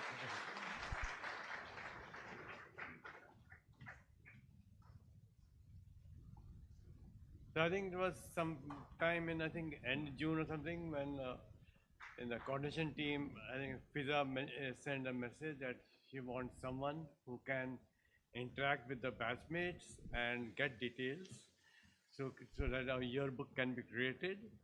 And then she gave me a template which had everything, just needed minor modification to remove the date of birth, which was objectionable for some people for privacy issues. Otherwise, everything was whatever, and it captured the whole 5 years of IIT plus 50 years plus of family life, the work life, the all other life. And then Pradeep Narayan, he gave me the photographs and he also introduced me to one Shirish Joshi of 78 batch, who gave me all so many photographs from the 70s. So whatever photographs you see in this book is courtesy Pradeep Narayan and Shirish Joshi and a few from others, like one sketch from Anshu Das, and there were so many others of which we cannot put in the yearbook. So Baldev Rohra is creating the links and capturing all. So I think then once I got the template, then I started with some fonts so that it's easy readable, and then try to organize it. And so now here,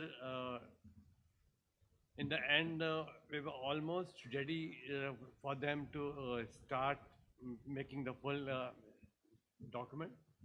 Then they came back like there are 65,000 rupees worth of design cost, which was very, very difficult for to get from all other batchmates from the world. So initially in January, we decided, okay, let's go ahead with the, our PDF version. Then Fiza and Shubhang, I don't know what they did with the Dora. now that 65,000 is waived, so everything, the digital version is free for us. And they have created a sample of 30 pages, so which you can see, and it will take about a month or month and a half for them to create the full book. I think from sometime in April we should get it a digital version. So here is the sample you can see. They have reorganized the version.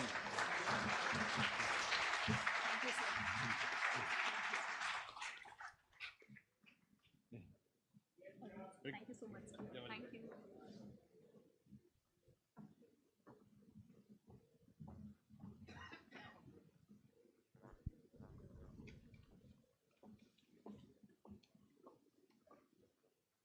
And now we turn to the people who made this reunion possible, our incredible batch coordinators, who have worked tirelessly to bring everyone together. May I now invite one of the batch coordinators, Mr. Arvind Agrawal. Please share a few words.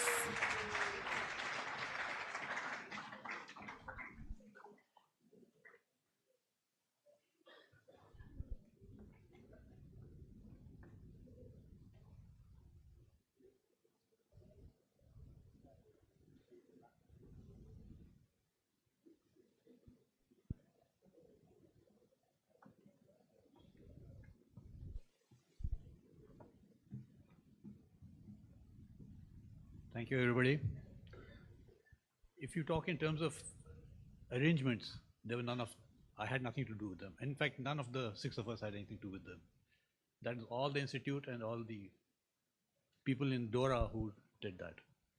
Our work was made easy by Alok, who took it single-handedly, took on the work of updating the contact list, which had become outdated. And he single-handedly updated the list. And today, perhaps, we have the best contact list for the class of 75. Thereafter, we took up the task of aggregating all the people. And by all efforts, we had about 112 or 115 people who had really made travel arrangements to come to IIT. Unfortunately, some 7 or 8 of them had to drop out for their own personal reasons, health or otherwise. So today, I think 105, if I'm not wrong. How much? Somebody said, anyway, I think 105 have really come and registered, which, considering that there are some 310 of us left, is a jolly good number.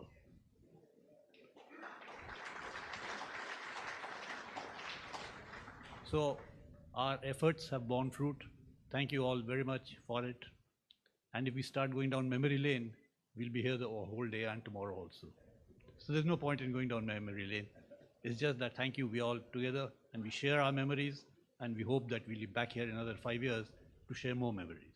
Thank you. Last but not least, may I invite another batch coordinator, Mr. Deepak Mohani, to please come forward and deliver a word of thanks.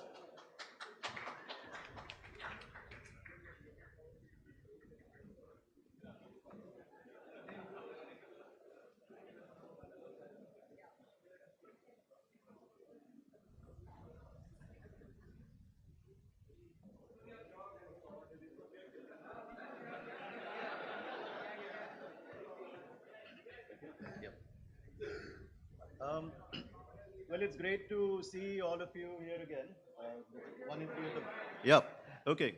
So I was given no notice at all. I was told during the coffee break that I have to speak. So I don't have the nice blue T-shirts all of you are wearing. Left it in the room. But it's been an amazing reunion. This is highly therapeutic for people like us who are usually just going around lecturing young people about how they should behave. So, just to see 105 is itself a record of sorts. And we had an amazing interaction with the group of 5 or 6 people who did all the work, as Arvind said. But let's not underestimate Arvind's own work. He was the epitome of patience. He is answering all the queries which people had, very unreasonable queries most of the time. I just sat in the background and got to speak now. That's probably my first contribution. So, so this all worked out really well. And the one thing I would say, we had a phenomenal speech by Dr. Manindra Agarwal. And we get emails and stuff from him which are very informative. So I've been reading them pretty often. And one of the things I did while he was speaking was what he sort of complained about, that people look at their smartphones during the classes. So I looked up my smartphone for his Wikipedia entry. And that was actually quite amazing because his credentials are brilliant. He's not just a professor of computer science, but also an eminent mathematician. And the one thing that actually all of you will enjoy hearing is that one of the things he won was the Gödel Prize. And Gödel is a very important name for all of us. Yeah. Now, Gödel is a very important character in all our lives because just after we graduated, we all bought this book, Gödel, Escher, and Bach, and kept it in our bookshelves without reading it. But everybody looked up what is the Gödel's theorem about. So not that they understood it, but we still try. So a special applause for... Okay, one other thing that came out is he said that we used to be #1, but we are not really perceived as being #1. But I suspect after hearing all this, we are actually #1. And there is probably nothing more than a branding problem. It's by branding, I mean not to alumni or anybody, but just a PR to the public. So if you are there all over the place on social media or on press releases, since I was involved with media, I mentioned this in particular, So, the press is very easy to talk to, and they love printing stories because they never have enough material. So just simply sending them a press release about brilliances like the drones or whatever can go a long way. Just etch it into people's memory. Well, so that's all I have to say, and thank you very much to IIT for having us back and making this a very special occasion. But I'll mention one last thing before I go. It's again about smartphones. I took a morning walk, and two things happened I noticed. One was that the air is incredibly fresh. We come from those cities where the IITs are more successful, but this has got the best air, definitely. The second thing is, I crossed a lot of very happy-looking students, and none of them was looking at their smartphones. Now, I think it's a very important point, because if I walk anywhere in Pune, everybody just walks with their smartphones. In fact, they drive with smartphones. They're on scooters with smartphones. And that, I think, is a great indicator of what life is like for them over here. Okay, so thank you very much on behalf of the whole batch. And thank you to the batch for having us. And last but not least, special thanks to Arvind and Alok, who did all the work, and we just rode along. This is my, no, I added some people to I created the group, the WhatsApp group, yes. Okay, thank you. Yeah. Once again, thank you all for being here, and let's make this reunion truly unforgettable. So food is waiting outside. Let's have a batch photograph also in the outreach auditorium. Thank you, everyone.